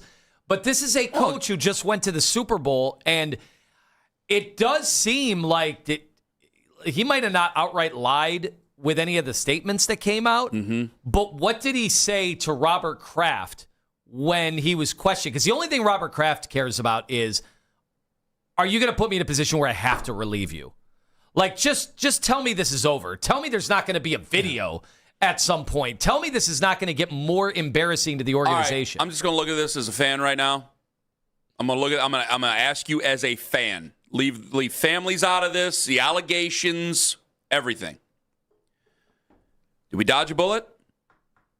By not getting Mike Vrabel. There you go. I'm asking you. I'm asking the room because you and I knew. It's a great question. You and I knew he wasn't going to stay.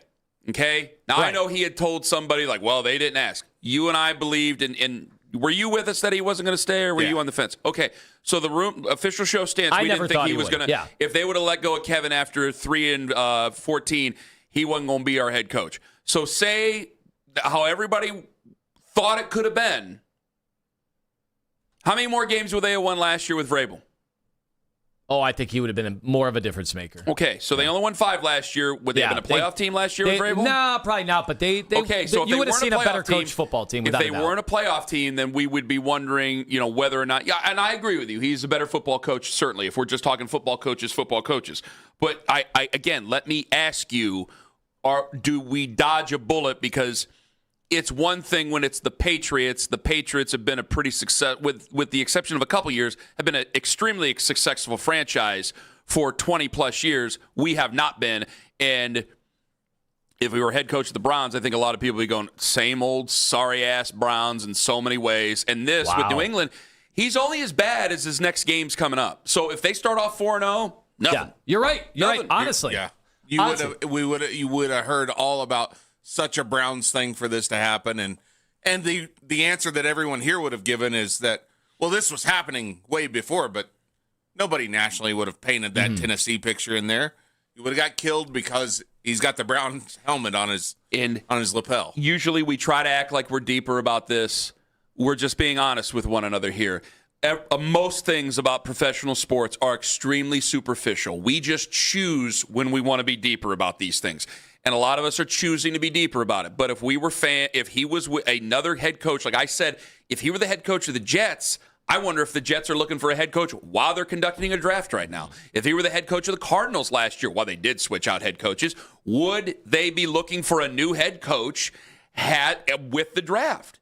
And I think if we're looking at it with us, it would just, and I know he's from here, so it makes it a little bit different, but my God, there's a lot here where it's like, man, you are lucky you won 13 games and went to the Super Bowl last year, man. So I know we got to move on. We got plenty of other stuff to talk about. I want to get into Caleb Downs too. I'm just wondering. Look, locker rooms are full of a bunch of different guys, different demographics who have their own stuff going on. So reflexively, people say the locker room's not going to care. It's just the guys being guys, right? That's the double standard. They won't care until he has to speak out about any of them. And that is what I go, is his leadership, which we all talked about. That guy's a leader. Watch him at the end of the Super Bowl. Talk to every player as they're coming through the tunnel. They just lost a heartbreaking Super Bowl. And he's there, and they're like, that's a leader. Mm-hmm.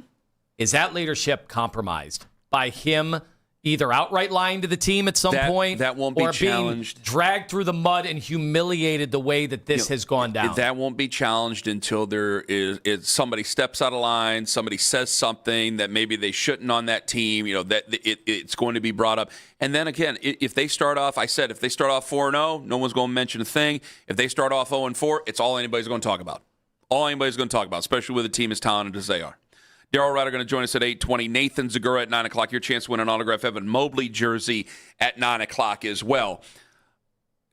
If you wanted to take best player available, there's some people wondering why you didn't take best player available. Getting a lot of Caleb Downs questions today, Tone. A lot of Caleb Downs questions.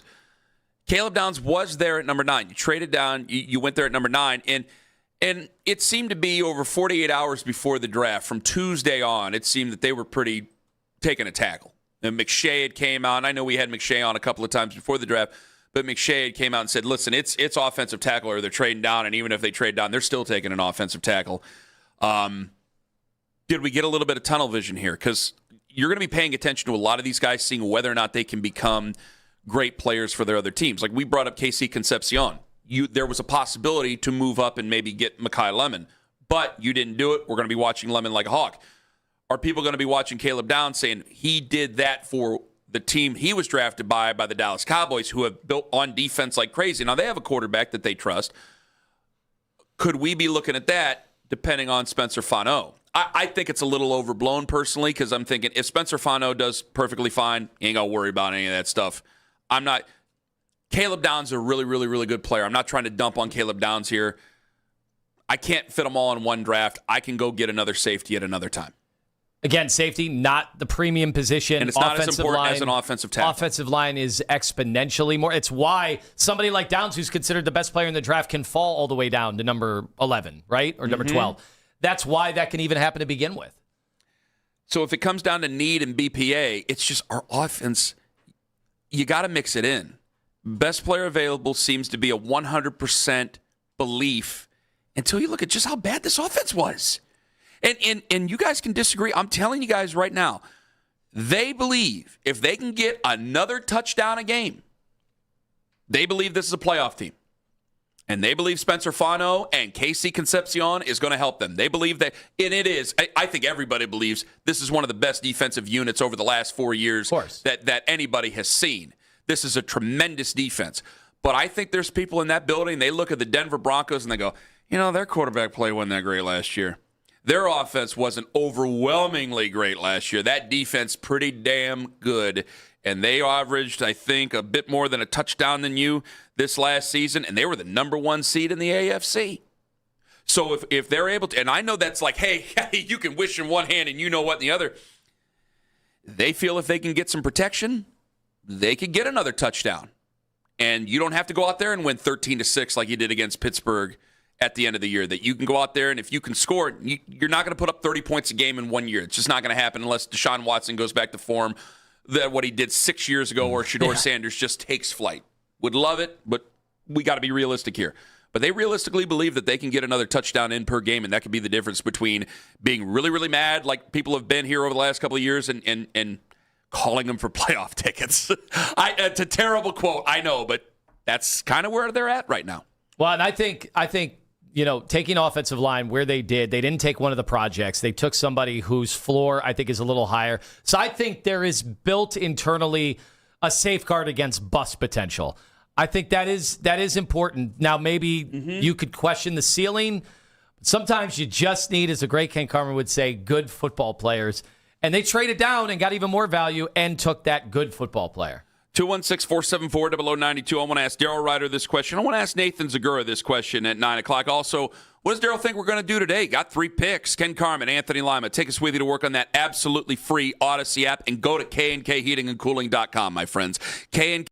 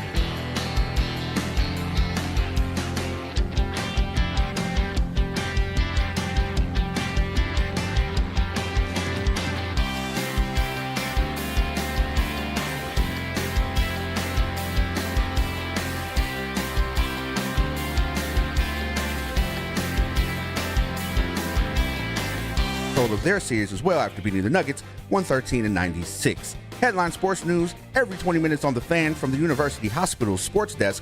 I'm James Bridges. Stay tuned. Our Browns beat reporter Daryl Ruiter joins Ken and Lima next.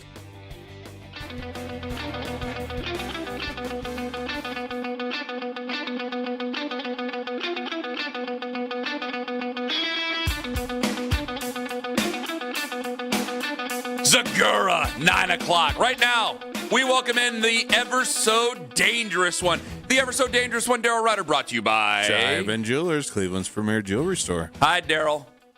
Hello, boys. Oh, you looked wonderful last night. Resplendent, if I will. Were the Browns picks resplendent? Did you like them, or were you, oh, God, here we go. What were you thinking? Well, it did what I thought they were going to do, did what I thought they should do, and also filled needs. I really was expecting a left turn last night and Andrew Berry to do something to surprise us all, and that did not happen. So Spencer Fano, first lineman off the board. They got to trade down a couple of spots to do it. They picked up another third-round pick, another fifth-round pick. They now have 6 in the top 150. So, and Andrew Berry said he wanted this to be a volume draft as well. So, I thought pretty good evening for Berry and the Browns. All right, so Daryl, take us through. Obviously, we debated forever leading up to this draft whether we would go wide receiver with our number 6 overall pick or whether we would go offensive line. In the end, like Ken had thrown out, hey, Carnell Tate at number 6 and maybe Blake Miller if we're fortunate enough, which now, looking back, he would have never made it, all the way down to 24. But this scenario, this alternate universe that we ended up living in and becoming our reality, how confident are you that this was the way to go? Well, I mean, we'll see if the players work out. And you look at the selections, it's certainly hard to argue against the players that got picked. But, obviously there will be pressure there when it comes to the success of these guys because, Fano was the first lineman taken. You had Boston and Cooper still on the board. And so Andrew Berry got the players he wanted, but those players are going to have to produce, and so there's a little pressure there. But again, I think Andrew did exactly what he needed to do.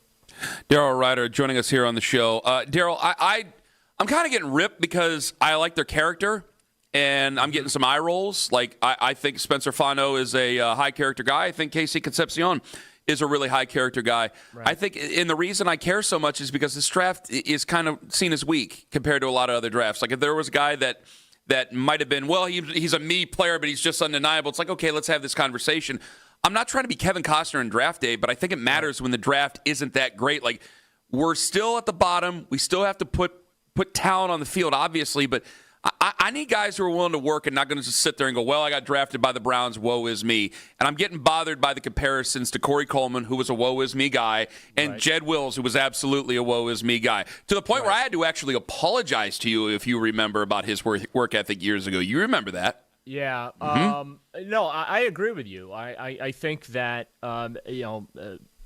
listening to both of those guys last night on their conference calls and then with you, on the radio network, yeah, I mean, there's a lot to like about both players. And, Todd Monkin has talked about this.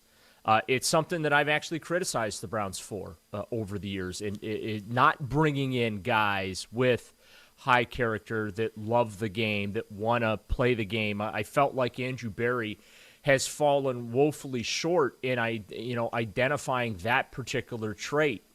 We would joke about the analytics thing all the time, and I would say the one thing that analytics does not do for you or cannot do for you is really zero in on the human element part of this. And the human element absolutely matters, and it's been one of the things that's frustrated me sometimes about Andrew Berry's time as the top football executive is he's not gotten the human element of this thing right.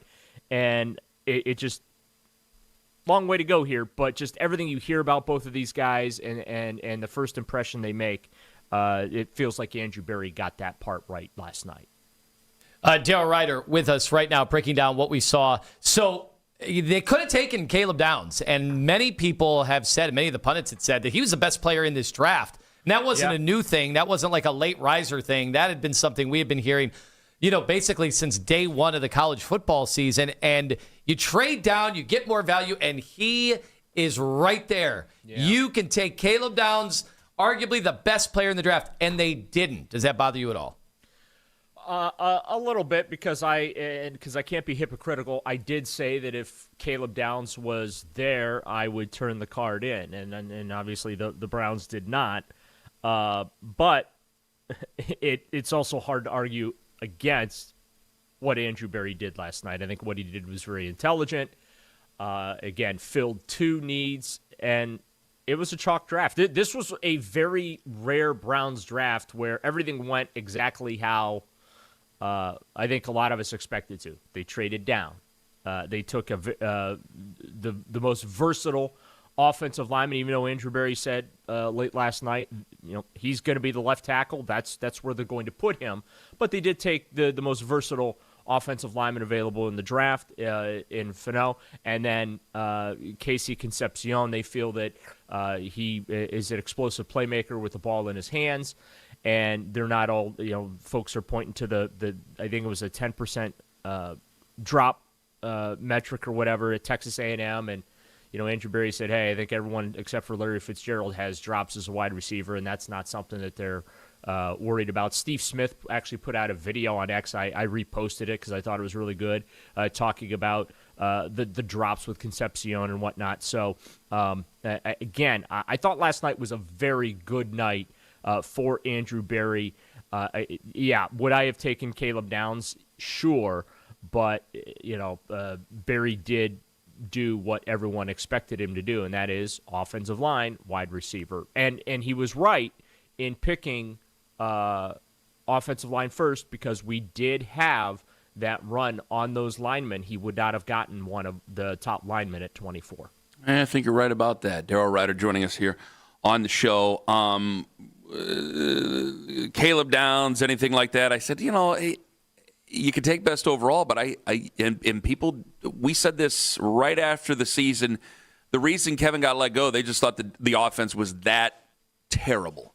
Yeah. And if they average another touchdown per game, which is, I know, trying to draw blood from a stone sometimes with this team, but if they can, that they believe they could very well be a playoff team this year. Or a field goal. Yeah. In some cases, yeah. If you could get to a 20-point per game average, which, by the way, is something that this team has only done 8 times in 27 seasons. Think about that. That pigeon, and I know that pigeonholes you offensively there, but that's why we were thinking offense the entire time here. Yeah, and so now here's the beauty of where the Browns are at. Okay, going into tonight and the rest of this weekend. Okay, Andrew Berry now is in the catbird seat. He can go best player available in the draft, okay, at 39, 70, 74. And if that happens to be a defensive player, fine. As Coach Riz likes to say, stacking talent, that's what Berry can do the rest of the weekend. He filled the 2 holes he absolutely had to fill. Now, hopefully they do draft another wide receiver here tonight. But you can add some corner depth, some safety depth, maybe another linebacker, some more defensive line help. If you want to take a defensive player or 2 tonight, that's perfectly fine. But they still have that need offensively for another wide receiver. I think they still need to draft a tight end as well this weekend. Andrew Berry said something very interesting last night. He wants this to be a volume draft when it comes to talent. In other words, he wants there's a high likelihood that he's going to come away with this thing with 8 to 10 players. So that is something that he's got his eyes on as well. He wants a very large rookie draft class. Now, Jeff, there's one issue I had with Concepcion is that I knew you had him later, so it wasn't like you were picking him at the top of the draft. But had you have taken Tate, he projects as a number 1 for a football team. Maybe not an elite, player in the league, but a number one for a team. I do not think Concepcion fits that bill. And given that with Jerry Jeudy, who's undersized, has his issues, Concepcion undersized, even though he can be used in a lot of different ways, including special teams. Right. How are the Browns going to address getting a number one wide receiver on this football team? Is it one of those where they'll still be open for a big trade, or are they punting this to next season? I think there's a chance you punt this to next season because until you have the quarterback, in my view, until you really need to get that solved. Because if you have a number one wide receiver, but then you're paying a lot of money to, but then you're not able to get him the football, what are we doing here, right? Now, the Browns have famously in recent years traded for wide receivers, right? They traded for Jarvis Landry. They traded for Odell Beckham Jr., but Baker Mayfield was here at the time, and we had thought at the time he was the quarterback. So those moves made sense. And in some respects, especially with the Landry trade, you did get some dividends there. He had really helped change the culture temporarily for this football team, and that ended up being a pretty good trade. Odell was a massive swing there taken by John Dorsey. It made a lot of headlines. Everyone got excited about the one-handed catches in practice and whatnot, but overall that is a trade that frankly did not work out. Then Andrew Berry, he trades for Amari Cooper. You get 2,000-yard seasons out of him. You gave up a fifth-rounder, ended up trading him for a third-rounder. That was a very successful set of moves there by Andrew Berry. Jerry Jeudy, mixed results. You got one good year out of him, 1,000-yard receiving season. Last year, just it was a cluster mess. It was very disappointing. We got the pouty, unreliable Jerry Jeudy that we saw with the Denver Broncos and why Denver wanted to get rid of him. So hopefully he bounces back this year. Todd Monkin's confident that he will be able to do that. So, yeah, I to your point, Anthony, about do they address this with the trade, I think that there's a very real possibility they try and do that. I just don't think it's this offseason because it's too soon. Think they take a quarterback tomorrow? Not tonight, but tomorrow. Yeah, I do. Who you think they're going to take? Who you like? Well, I don't like any of them, but I do think I think there's a possibility Drew Aller could absolutely be on their radar. Wow. Daryl, what would that mean for Dylan Gabriel? What would that mean for Shedeur Sanders? Well, I don't think it would alter the quarterback competition for Shedeur Sanders and Deshaun Watson, but I do think that would push Dylan Gabriel closer to the door. I don't know if he's going. You think he's going to be around tomorrow? Yeah, I don't know, Ken. I really don't. And that's the thing with this quarterback class, right? It's not thought of very highly in league circles, and it's really hard to project where some of these these guys are going to go. I was stunned that Ty Simpson went to the Rams last night, and I don't know if people saw the clips of McVay sitting next to his McVay did look like he did not like that pick at all. That was actually pretty entertaining to watch. The disgust and disdain in his voice and on his face was pretty hard to miss there. But, yeah, this is just a very hard quarterback class to project, and I think that's why aiming for next year to try and find that franchise quarterback in the first round, that's why a lot of teams are trying to hang on to those first-round picks next year so that they can do what the Browns probably want to do. All right, El Dangerous One, we thank you very much for the time. We'll talk to you again on Monday. All right, guys. The Dangerous One. Daryl Ruiter, brought to you by Shivan Jewelers, Cleveland's premier jewelry store. Zegura, 901. What were we going to say? People are getting irritated, making the mention about the wide receiver. I like him, but I don't think he's a number one. Why are they irritated? Because people think you take a first-round wide receiver. He's a number one wide receiver. It was back end first round. I mean, you took him at 24. They took T. Higgins at number 33 that year with the Cincinnati Bengals. I mean, they could have drafted back up, traded back up in the first round if they really wanted to. I mean, it's number 2. Now, T. Higgins is top end number 2, could be a number 1. I thought Jordan Tyson, I thought Lemon, they projected to be a number 1 wide receiver. So they're saying we shouldn't have taken Concepcion? No, I mean, I think part of it is. Or they're saying you're disrespecting Concepcion? They think I'm disrespecting him. I said I think he has a chance to be a good player. I just don't think he projects to be a number one wide receiver, and I think they're still going to be looking for that, whether it's either going to be in the trade market or next season. They got their punt returner. Which people don't want to hear. Yeah, but you don't just take a punt return in the first round. People do not want to hear that. You're being difficult. Hey, if Andrew wouldn't have brought it up 3 or 4 times last night, I wouldn't have brought it up 3 and or he 4 said times. Because he knew. And Larry Fitzgerald had the dropsies too. Because he knew what we were going to say. He knew what everybody was going to say, and so he had to sell him. Of course, he had to sell him a little bit better. I want to jump back into that when we come back. Nathan Zegura has to join us at 9 o'clock. Zegura's going to join us at 9. We're on 89 minutes of sleep now, baby. Coming in hot. 9:45. Tone's on just as little sleep as me. We used to be able to hang out in bathrooms downtown to be able to carry us through. But now we have kids. We're not able to do that anymore. Friends, Ken Carman, Anthony Lima, and the truth about KC Concepcion and why I do not want to take Drew Aller at all this weekend. Coming up in 5 minutes on The Fan.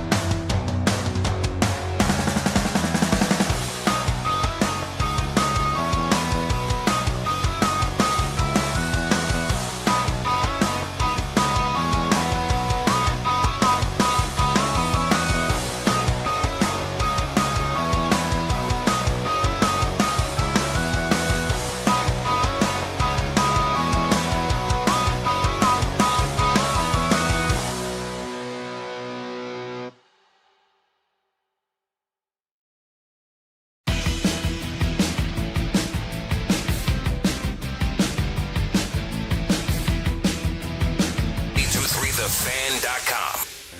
Tonight, second and third round Browns draft coverage on The Fan, hosted by Ken Carman and Nathan Zegura. Hear from the Browns picks and the latest from Andrew Berry, Todd Monkin, and more. Round 2 coverage kicks off at 7 p.m. right here on your radio home for Browns football. Sports Radio 92.3 The Fan.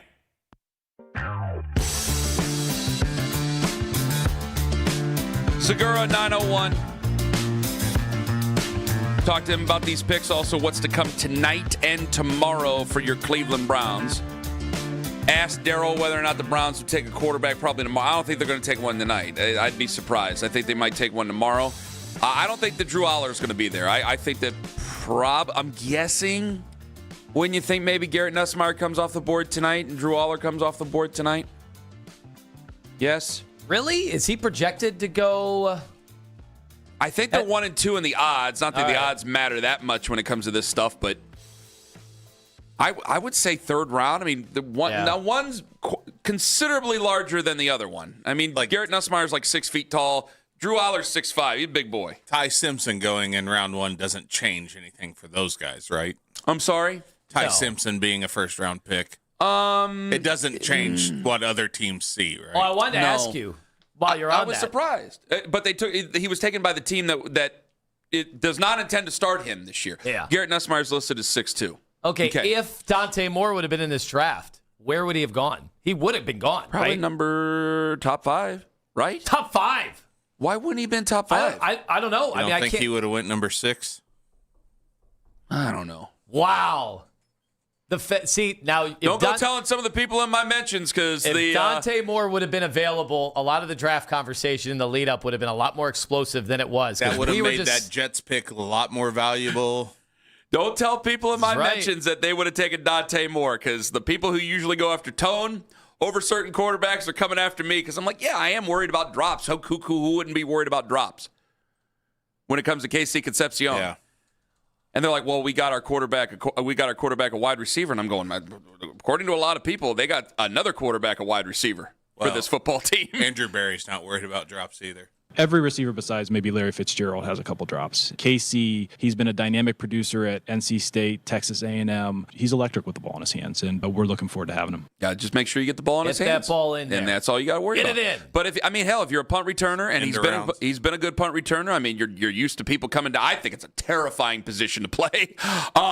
You got to have some set on you to be a punt returner at a high level. If you're worried about his drops as a wide receiver, how he's going to do with the swirling winds I'll worry about on that. the lake? No, I'm not going to. We'll talk about that hopefully never because I'd rather just maybe push that Dylan for Gabriel's the quarterback for him. Oh, because the balls just keep. Yeah, Dante Moore would have been top 5. Would have been top 5. These are high character guys. I'm just fighting the comparisons between them and Jed. The Jed Will stuff is insane for Spencer Fano, and the Corey Coleman stuff is ridiculous for KC Concepcion. I mean, that's all there is to it. I got the Anthony Schwartz stuff, and that's all I'm going to say. That's even more ridiculous. When it comes to the quarterback, no, I'm looking at day 3. I just think Andrew Berry, if it's going to be a volume draft where they get themselves a lot of different players in this draft and get a lot of guys, I think that they're definitely going to take a quarterback because quarterbacks are currency.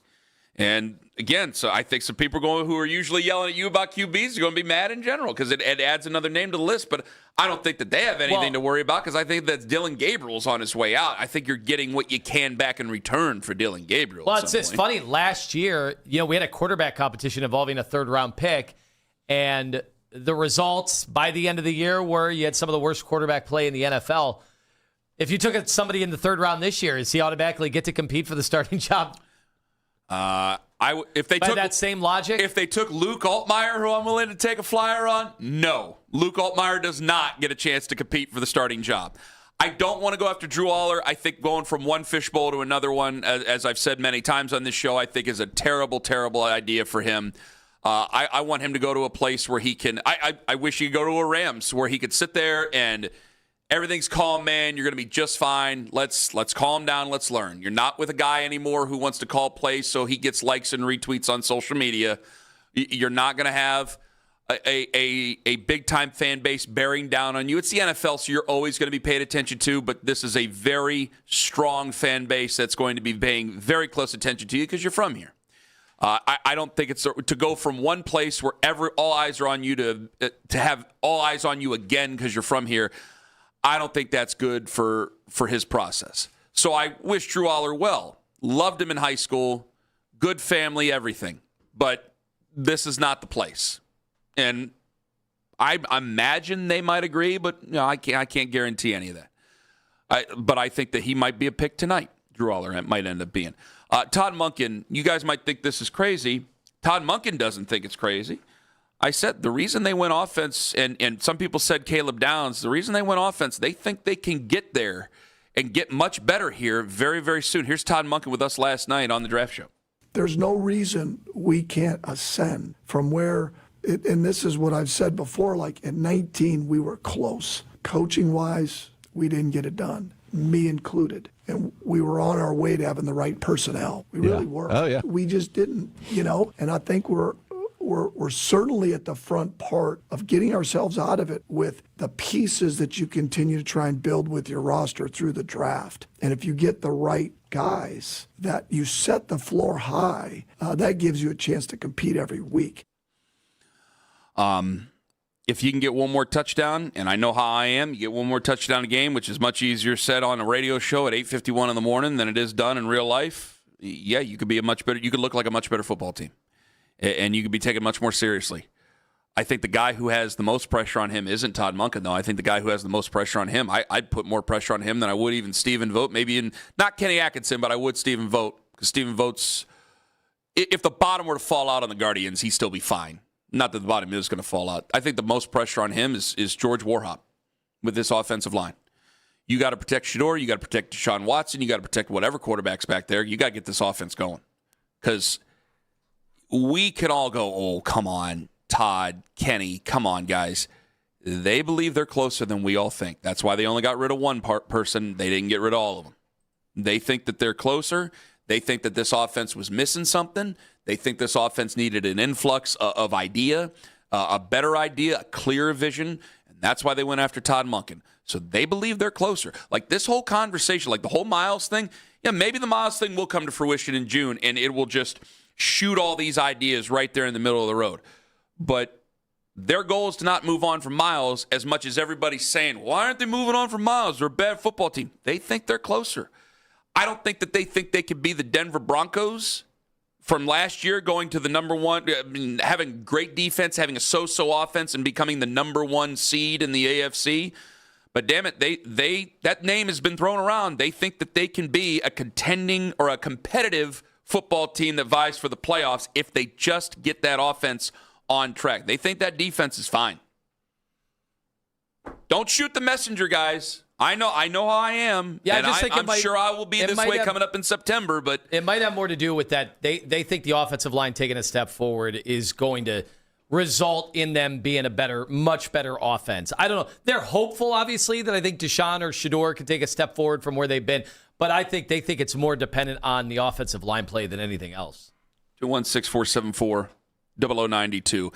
Coming up here in 5 minutes, the wonderful Nathan Zegura joining us on the show. Coming in hot, coming up at 9:43. Please keep your comments within the boundaries of good taste. What did he think the Browns should have done at wide receiver last night? How much does he like Casey Concepcion? What did he think the Browns should have done at 6 or 9, depending on where you wanted to stay in the draft? And your chance to win an autographed Evan Mobley jersey coming up at 9 o'clock on The Fan. Tom Merriman and Merriman Legal. If you've been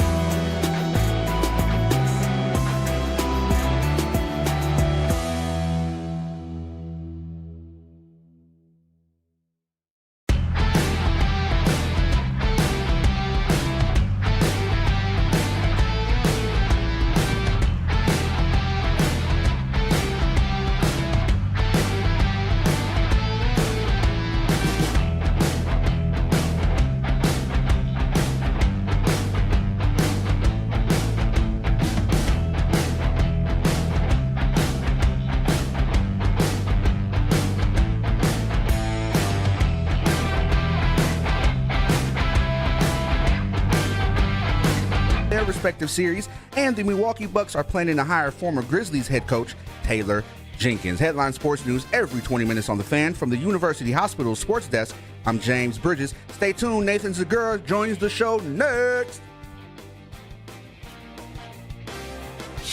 In your weeknight with the best segments of the day. The Fan Rewind. Weeknights at 11.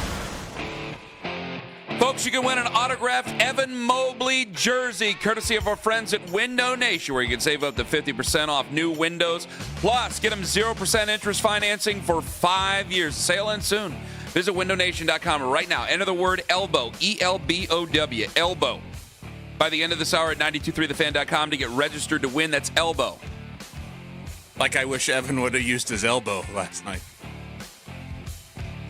I know we're very Browns heavy because of the draft last night. Kind of want to get to that force audio again. Yeah. I would like to force the audio that they're talking about force last night of, and I wish I could say the answer. It was many, many, many Cleveland Cavaliers over the course of like a minute and 15 seconds using the term force, which some people were accusing them of pussyfooting around and making excuses for being soft. I'm not going to go that far. This has been a harder team. I'm not going to call them soft because of one loss to Toronto.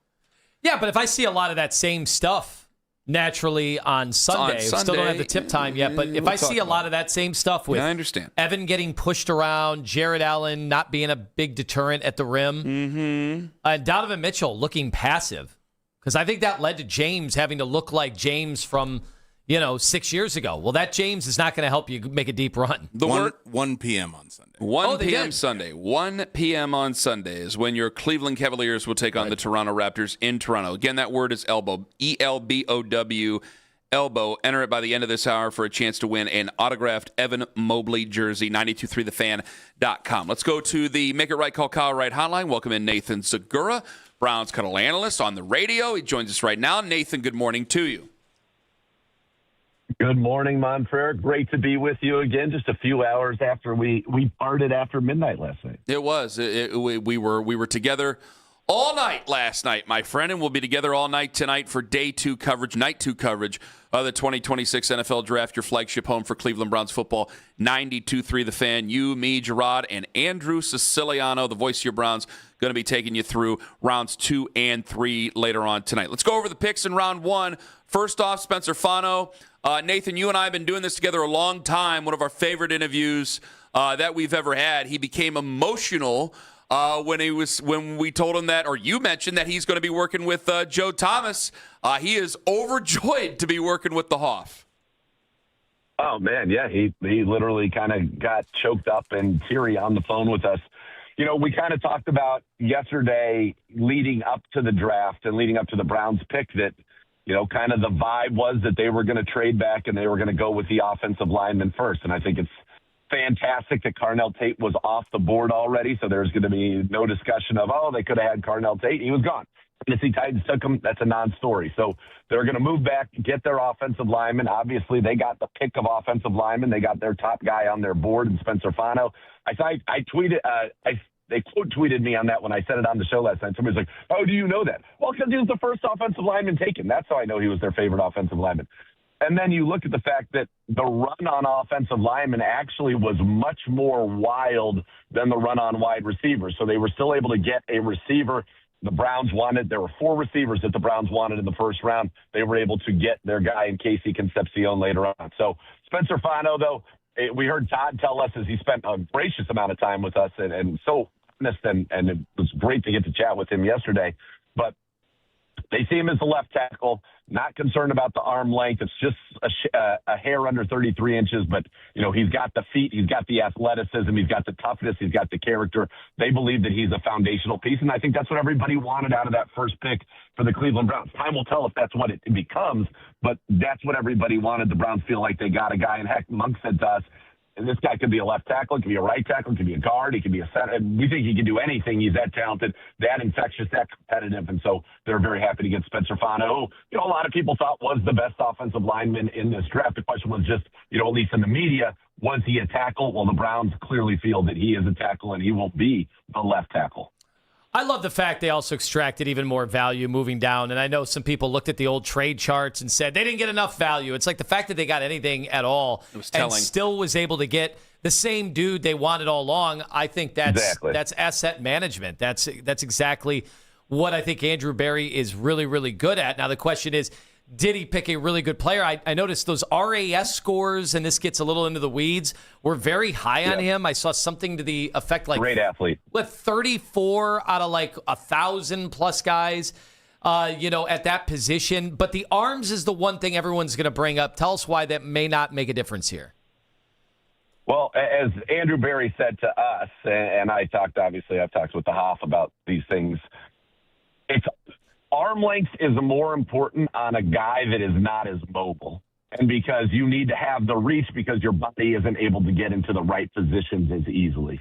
With a guy like Spencer Fano, his calling card is his athleticism. His calling card is his ability to move and be in the right positions and to be able to eliminate the ability to shorten that corner for a pass rusher, to be able to lengthen it with his body and his movement skills. So that's why they're not as concerned. It's also, he ended up measuring, the combine measurements turned out to be an outlier this year for everybody. And so he's really at 32 7/8. The threshold's 33. So we're talking about an eighth of an inch. But they think his athleticism is not a problem. And this is a discussion. Had Will Campbell had a better Super Bowl, this might not be as big of a discussion as it is right now. That's a great point. These are the things that people get into at combine time. And I go back to Jared Goff, right? And has Jared Goff won a Super Bowl? No. But has Jared Goff proven to be certainly worthy of being a top pick of the draft? Yes. He's been a franchise quarterback for many, many years. The whole concern was, were his hands big enough? Were his hands big enough? Well, nobody's talked about his hands since before he was drafted. So it's just kind of one of those things. And, you got to back it up with the play and make sure that it ever doesn't, it doesn't become a talking point. Nathan Zegura joining us here on the show. So with the overall plan, okay, would you have wanted to move up for Mekhi Lemon then there, Nathan? And what do you think it would have taken for the Browns to do so? So first off, would I? Yes, I would have. I really like Mekhi Lemon. I think he gives you that good weapon over the middle of the field. And it wouldn't have taken much, right? They gave up, the pick before them gave up 2 4th-round picks and got a 7th-round pick back. And the Browns with the 3 5th, there's something they could have done there. However, my opinion was my own. I can tell you, and you were there with me. Yeah. After talking to Todd Monkin about Casey Concepcion, I feel a lot better. This feels a lot to me like Todd Monkin was heavily involved in a collaborative way, obviously, but he likes Casey Concepcion a lot. He sees a lot of Zay Flowers in him. In fact, if you go and look, one of the 2 things they have in common, great off the line, great creating quick separation, great making big plays, great getting into the end zone. Casey Concepcion scored 30 touchdowns in his collegiate career.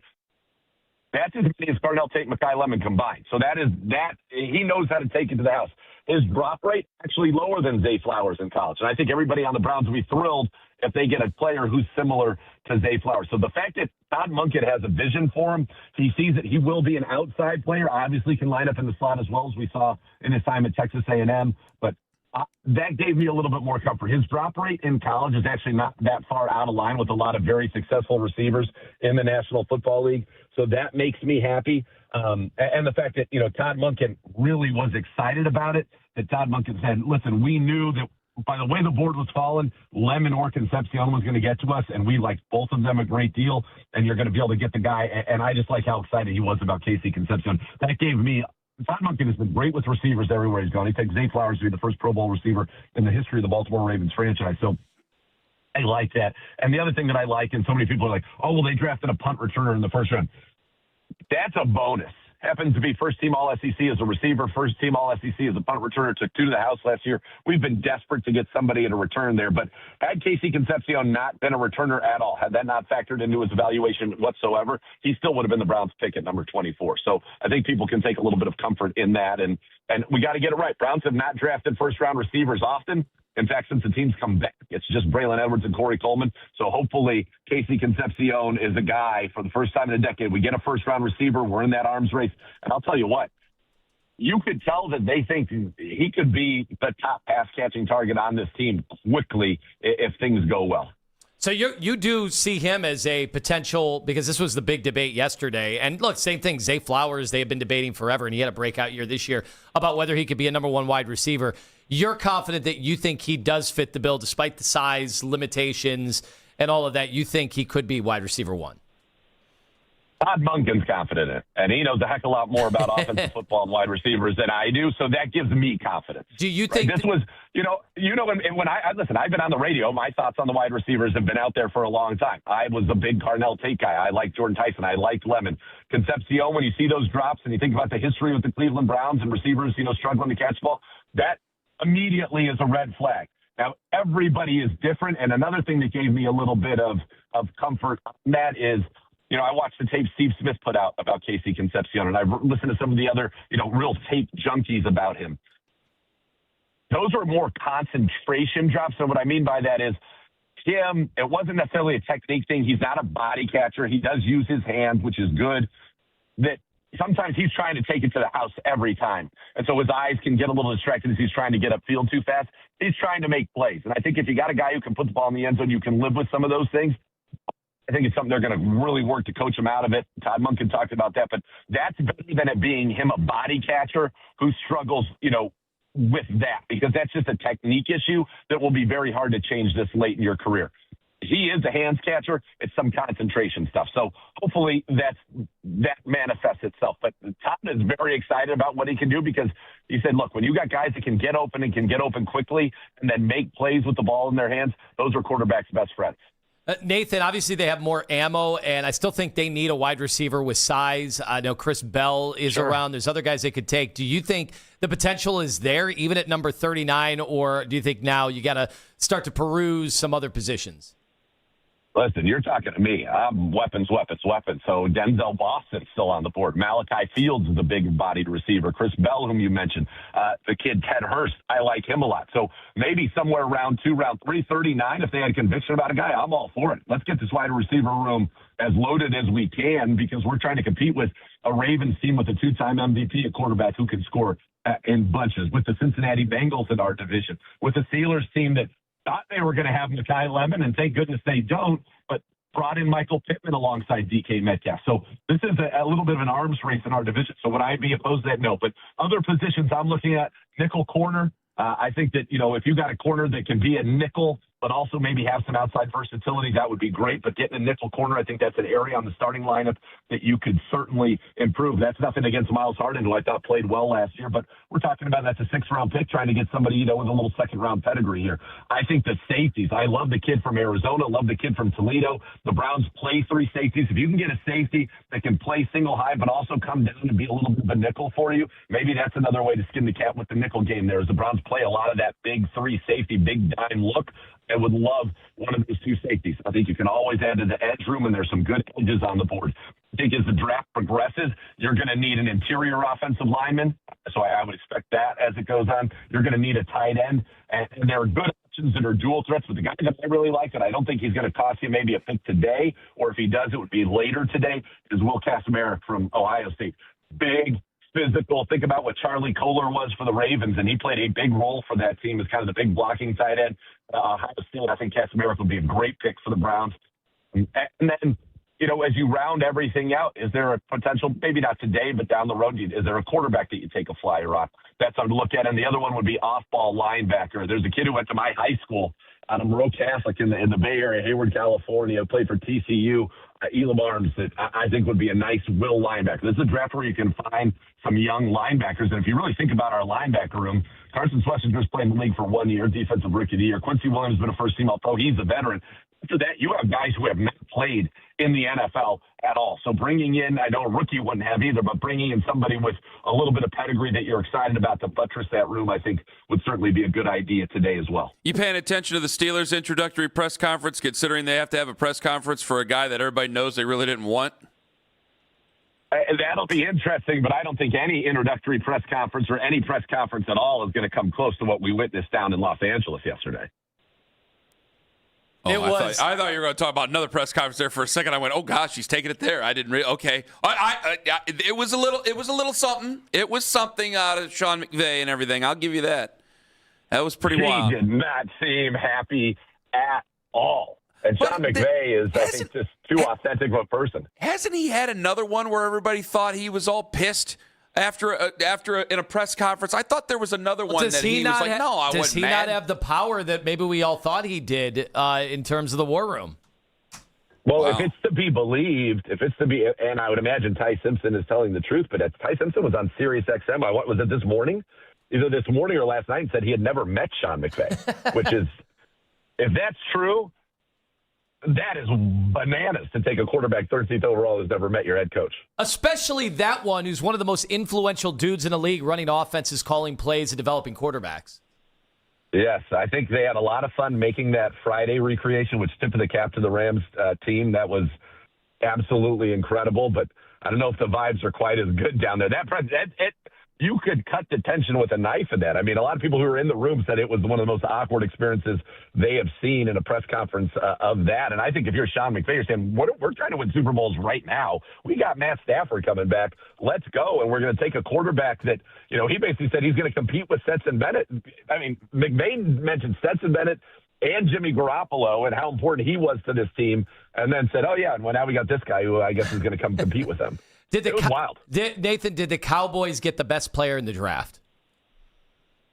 I'm a big Caleb Downs guy, so I think when it's all said and done, is that quite possible? Absolutely. Absolutely. I think that he's a perennial Pro Bowler. I think he's one of the guys that, I didn't want the Browns to go defense because I just think our needs on offense are so glaring, and our defense obviously is very, very solid. I think today's a nice day to, get somebody on the defensive side while still adding to that offense. But Caleb Downs, I would have had absolutely no problem. I think he is tremendous. I think he is just a great football player who's going to make your team better. So for the Dallas Cowboys to be able to really not do much, and they gave up, I think, 2 5s to move up and get Caleb Downs, and they get 2 4s back to move back a few spots and still got who they wanted at 23 before the Browns. I think that was a very good draft for the Dallas Cowboys. Nathan, thank you very much. I'll see you this afternoon, and we'll be talking to everybody tonight for night 2 of the draft. I can't wait, Monfrere. Let's go. Let's go indeed, my friend. Nathan Zegura, Browns radio analyst on the Make It Right Call Kyle Wright hotline. All right, what did you think of the draft? What did you have people warmed up to Casey Concepcion and Spencer Fano? They can't help it. They can't help but to, right? Like, you're still a Browns fan. You want him to do well, don't you? And you're going to see him. He's going to be speedy. He's going to dazzle in camp. You know for a fact that dude is going to catch the ball. And, of course, camp isn't all that physical. He's going to be running all over the place.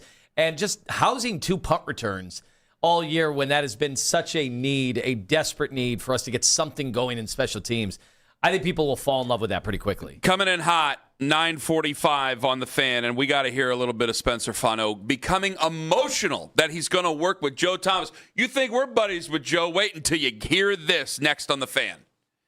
Classic.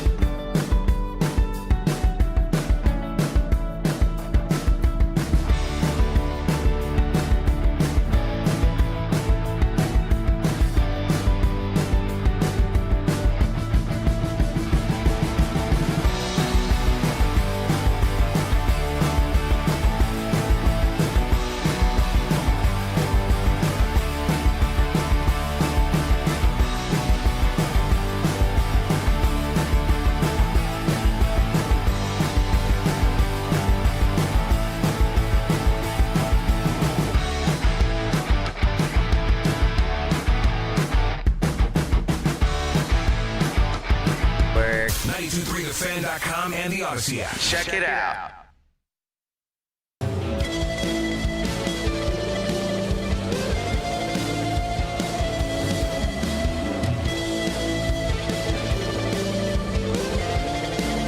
I mean, to be able to meet and learn from Joe Thomas, I promise you ask anybody, whoever, I've always told everybody Joe Thomas is the greatest tackle of all time. I've definitely watched a lot of his films, so to be able to talk with him and learn from him is going to be a blessing. There you go, some of you wackos. Got a little Dusty in there. There you go.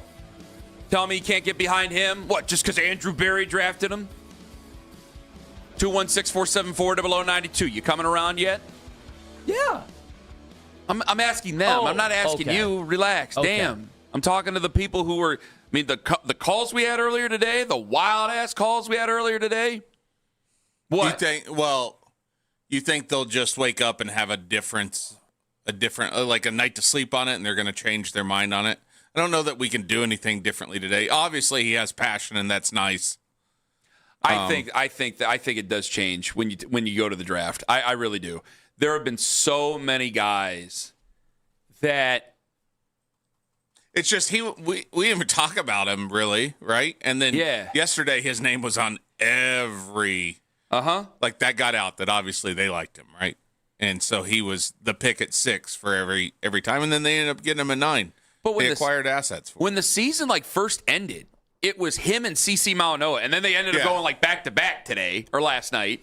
But when it first mentioned, you were right, and then nobody mentioned him. And then I was down with Caleb Downs. I didn't think he was going to go at number 4, so I was going to be all worked up and mad over not being able to take Carnell Tate. I met Carnell Tate. Thank you. They went to the same school. Yeah, sorry.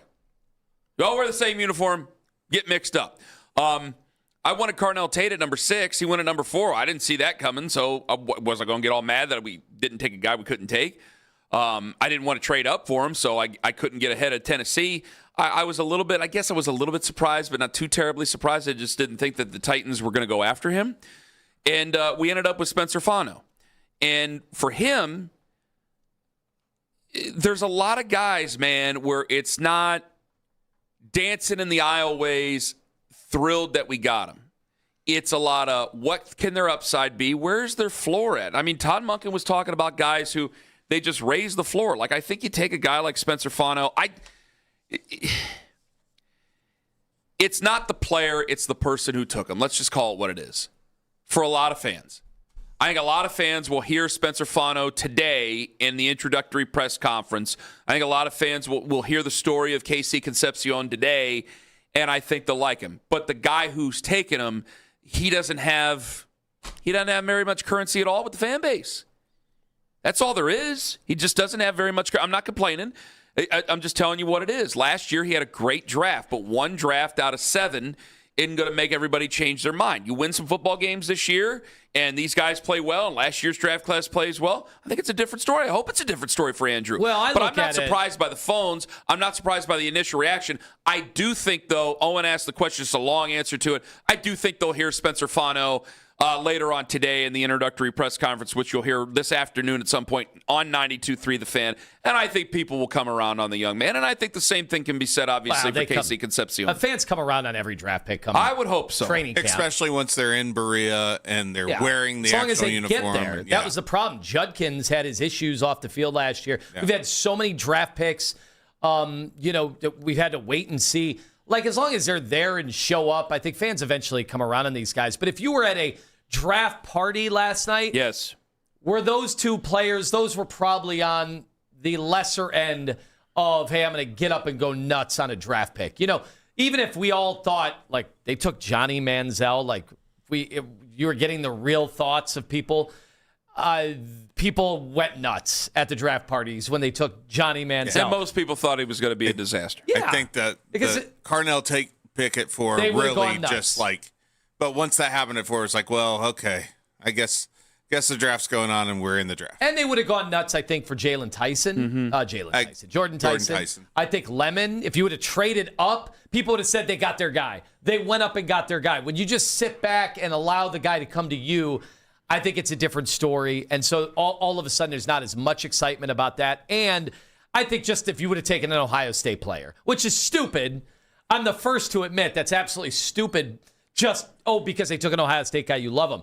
The difference is when 4 Ohio State guys go in the top 111. Right. Yes. Yeah. 4 of them go in the top 11. And had they have taken one of those guys, people would have gone absolutely nuts. I think any fan of any team that got an Ohio State guy last night, and I'm not an Ohio State fan, but I respect absolutely what they did in roster building and who they brought in. And if you got an Ohio State player last night, you're pretty happy. And if your team maybe drafted a cornerback out of LSU instead of taking the premier player in the draft from Ohio State, you might not be as happy this morning. Man, so you agreed with John about Mansour Delane, huh? No, I get why they took him because they traded McDuffie and all that, but dude, Caleb Downs, if he's what everybody says he is, how did he get to 11? Yeah, number one player. Just 'cause he's most talented player in the draft. The Chiefs are not the Browns. They don't need offensive help, so now go stack up defensive pieces. It's just because he's a safety. I mean, that's all there is. Not a premium position. I mean, you have so many of these guys who it's not a premium position, just like a guard. And maybe they just felt a little bit different. Corners, if you can go up and play press man, you got a guy like that. Those aren't necessarily a dime a dozen that can keep up with everybody, don't get blown by, don't get juked out of their shoes. So he might end up being a really good football player for you. I think he's pretty tall, isn't he? Or am I throwing myself off there? I got to go back to my sheets there and make sure about the height. I didn't pay very close attention to the cornerbacks at all. I didn't think we were taking one of them went. Did we have finally? Hell is he? Were we able to get He's 6 feet? Were we able to finally get a definitive answer to one of the age-old questions we've had on this radio show last night? What question was that? Is a hot dog a sandwich? Very similar. I mean, we would, or how would they wear their pants? How do you ask for a never mind. I think we got a definitive answer once and for all to one of the most hotly contested items in the history of this station. What? Were the Browns tanking? In 2015, 2016. Yeah. If you look at some of the pieces we had there, it's like, man, with all of the tanking to get all the players, right? I can say that because I wasn't here. So, but I'm saying of all the players we got, and then you had a good roster. We just didn't, And then there's been another dip, and I think we're certainly at the front part. Ladies and gentlemen, that of course you heard that last night with Nathan Zegura and the man hiding under the desk right now, Ken Carman. I wondered what Ken was thinking, and you didn't find that. What kind thinking of glances on the he was exchanging with Nathan. When for once and for all we had a coach who is now the Browns coach who admitted they were, tanking when they went 1-31. It's been one of the biggest debates we've had on the station. With all of the tanking to get all the players. Tough talking Todd tells it like it is. I couldn't believe it when I heard it. What do you think some of the Browns thought about that? I don't know. I don't want to know. Don't tell me. I don't want to know. Well, you I go want back to move over there on. today. So, hey, let the record show. Yeah, I'm the one who's got to go back in that building today, and you guys are playing it on the radio show that has our names on it.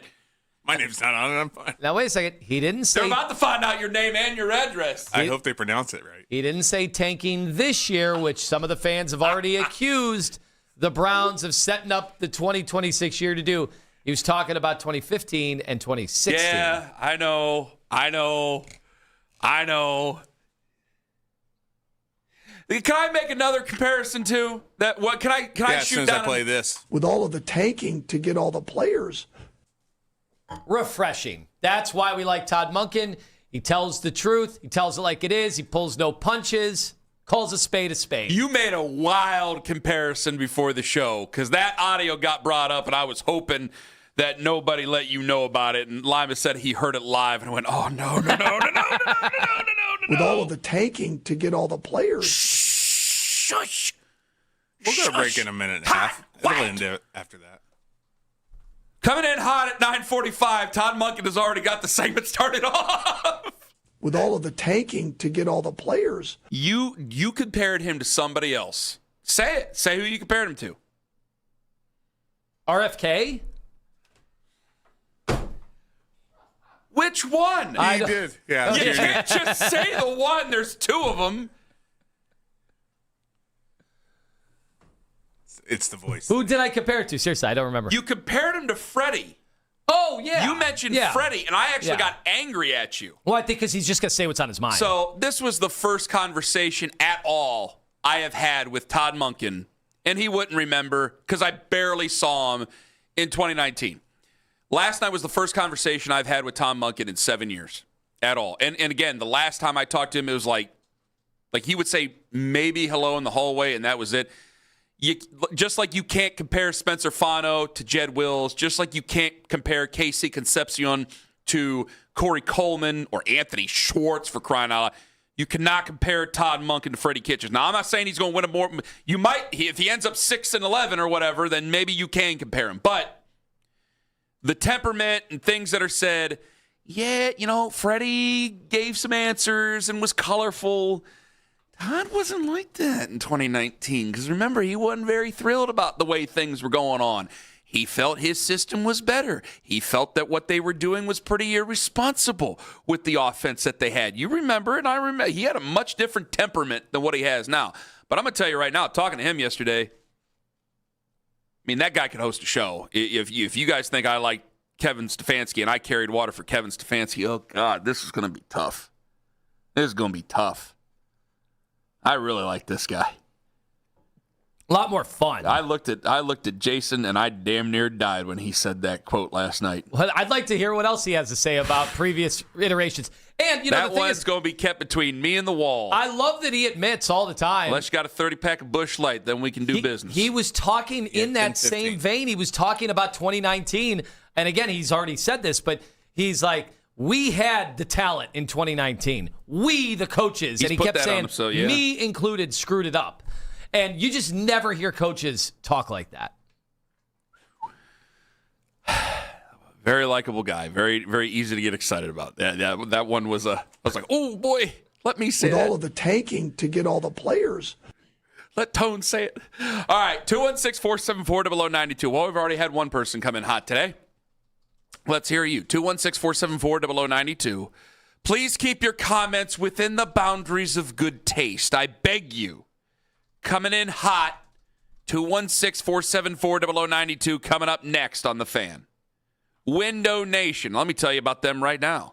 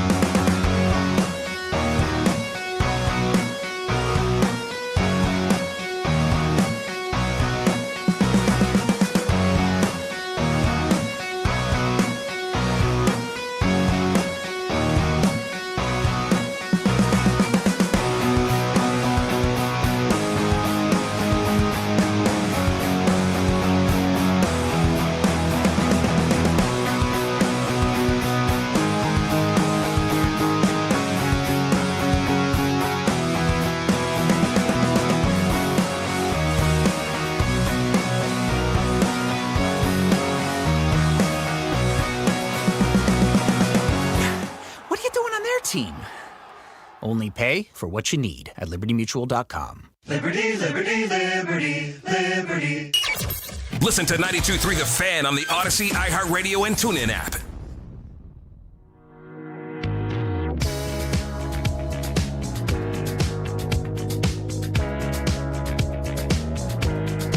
Almost time for coming in hot. Just about time for coming in hot. Is there any hot takes that you have about the draft coming up, or are you all done? You hot taked out? Is it a hot do take? whatever you want. Is it a hot take to say that they'll be taking a wide receiver potentially at 39? Oh no, I don't think that's a hot take. Who do you like to and take? somebody who maybe more fits the mold of a guy who could, if everything worked out great, to be number one? I don't know. Not about this draft. I think that's a bit of a hot take. Okay. Yeah. Chris Bell? I mean, yeah, but Boston? I think you're putting a little bit too much on him, to be honest with you, buddy. You're saying if everything worked out great. These are all in the end projections. I mean, Brock Purdy, last pick of the draft, ends up becoming a legit quarterback. You just never know. Okay. But nobody expected that. Nobody said anything like that. That's the thing. So, like, you can take a guy and hope he becomes number one, but you really have to leave it to what you think the comp is going to be or what type of wide receiver he's going to be or anything like that. We ready for coming in hot? Oh, yeah. It's time for coming in hot.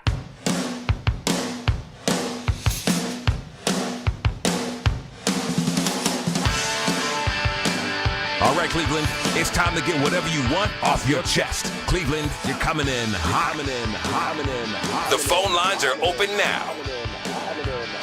216-474-0092. Please keep your comments within the boundaries of good taste. Here we go.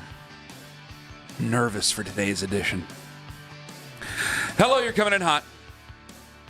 There must be some overseas football league I don't know about because I just got a call I'm drafted to the IDF. They change eligibility requirements? I don't know what he said. I mean, he says the same thing he says every week. It's just a different twist. I didn't hear. It's a different twist of something that's ongoing. I hear it. I'm sorry. Next week it'll be another one. Pivot. Hello, you're coming in hot. Scotty! What's up, my man? Hello. Lawrence. This is Lawrence. What is up, Scotty? What's up, my man? I had to freak out and hang up on him. Hey, this is Lawrence. Got Lawrence here. Bud, you should probably know what you're talking about. Oh, that's it. Okay. Hello, you're coming in hot. How come a can of chili without beans is more expensive than a can that leaves them in? One of the age-old questions. Hello, you're coming in hot. I don't think there's been enough talk about Daryl Ruiter going from dangerous Daryl to dapper Daryl. I saw him at the fan mock draft last week in a suit. He looked like Clark Kent right before he rips open the button up and reveals himself to be super. That's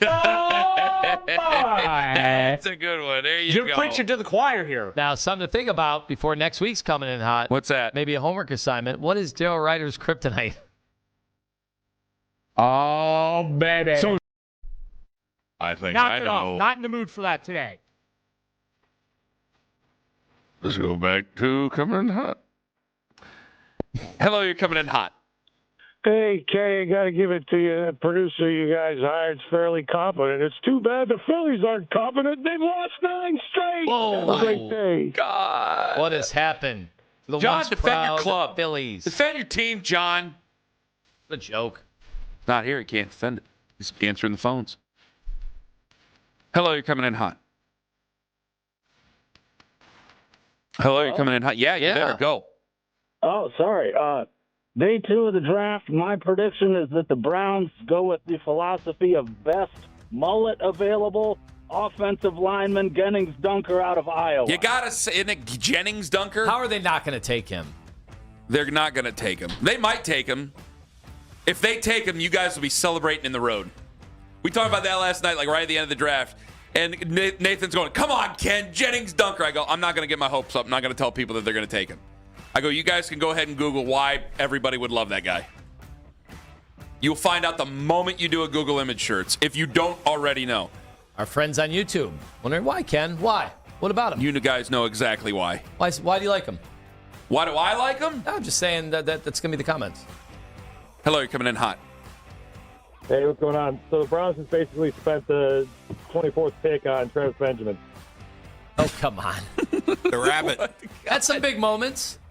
He had a punt return for a touchdown against the Titans. And an 80-yard That bomb. Titans game was awesome. Oh, no. I think it was did he do it against the Jets, and then he had a 80-yard bomb against the I don't know. Titans? It was from Johnny Manziel. That's all I remember. I was drunk. I don't remember. Hello, you're coming in hot. Wait, did I hear that Ken's kid is running track? Well, Liz must be Diana Rossini because you are not the father, Ken. Reckless speculation.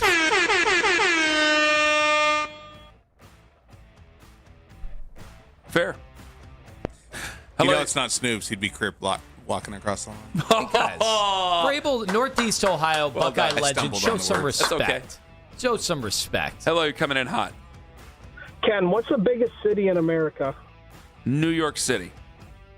Obviously, it's obesity, you fat ass, because when you were a kid, you dressed up as Harry Potter for Halloween, but because you're so fat, you ended up with the nickname Heavy Potter. Ken Carman is so fat, you eat like your health care is free.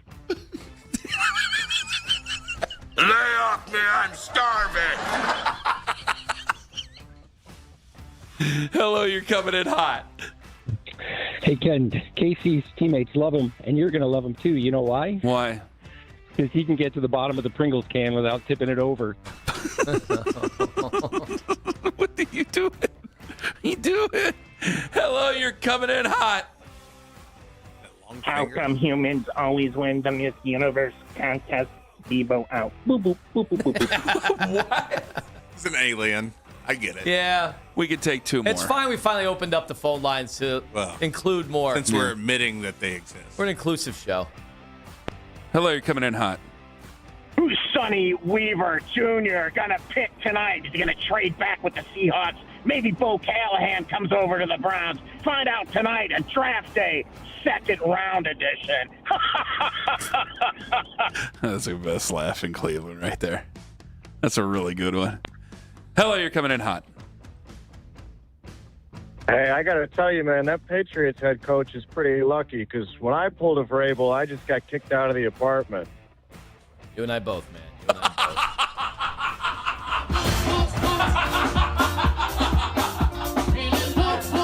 Don't save that one. Oh, that's wonderful. All right, this afternoon, make sure you're listening. Spencer Fano, as well as Casey Concepcion. No relation to Dave Concepcion from what I know. Now, I'm not going to guarantee that because I'm sure we've been trying to get the pronunciations right on everybody for the last 3 months, so who the hell knows about who's related to who anymore? And it took two guys that we have all had trouble, even though they're not that hard. Well, no, I was saying Concepcion correctly, and then somebody here is like, you're not saying it right, it's Conception.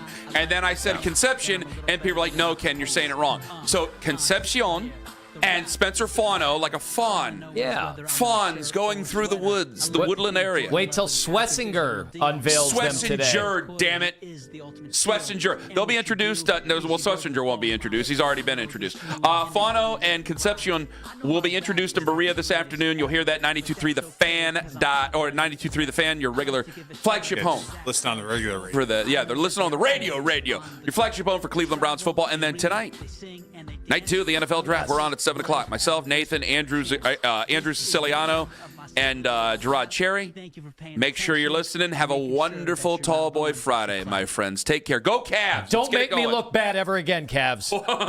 Don't you dare. Vodka, whiskey, beer, tequila, more beer, more vodka, more whiskey, and more beer.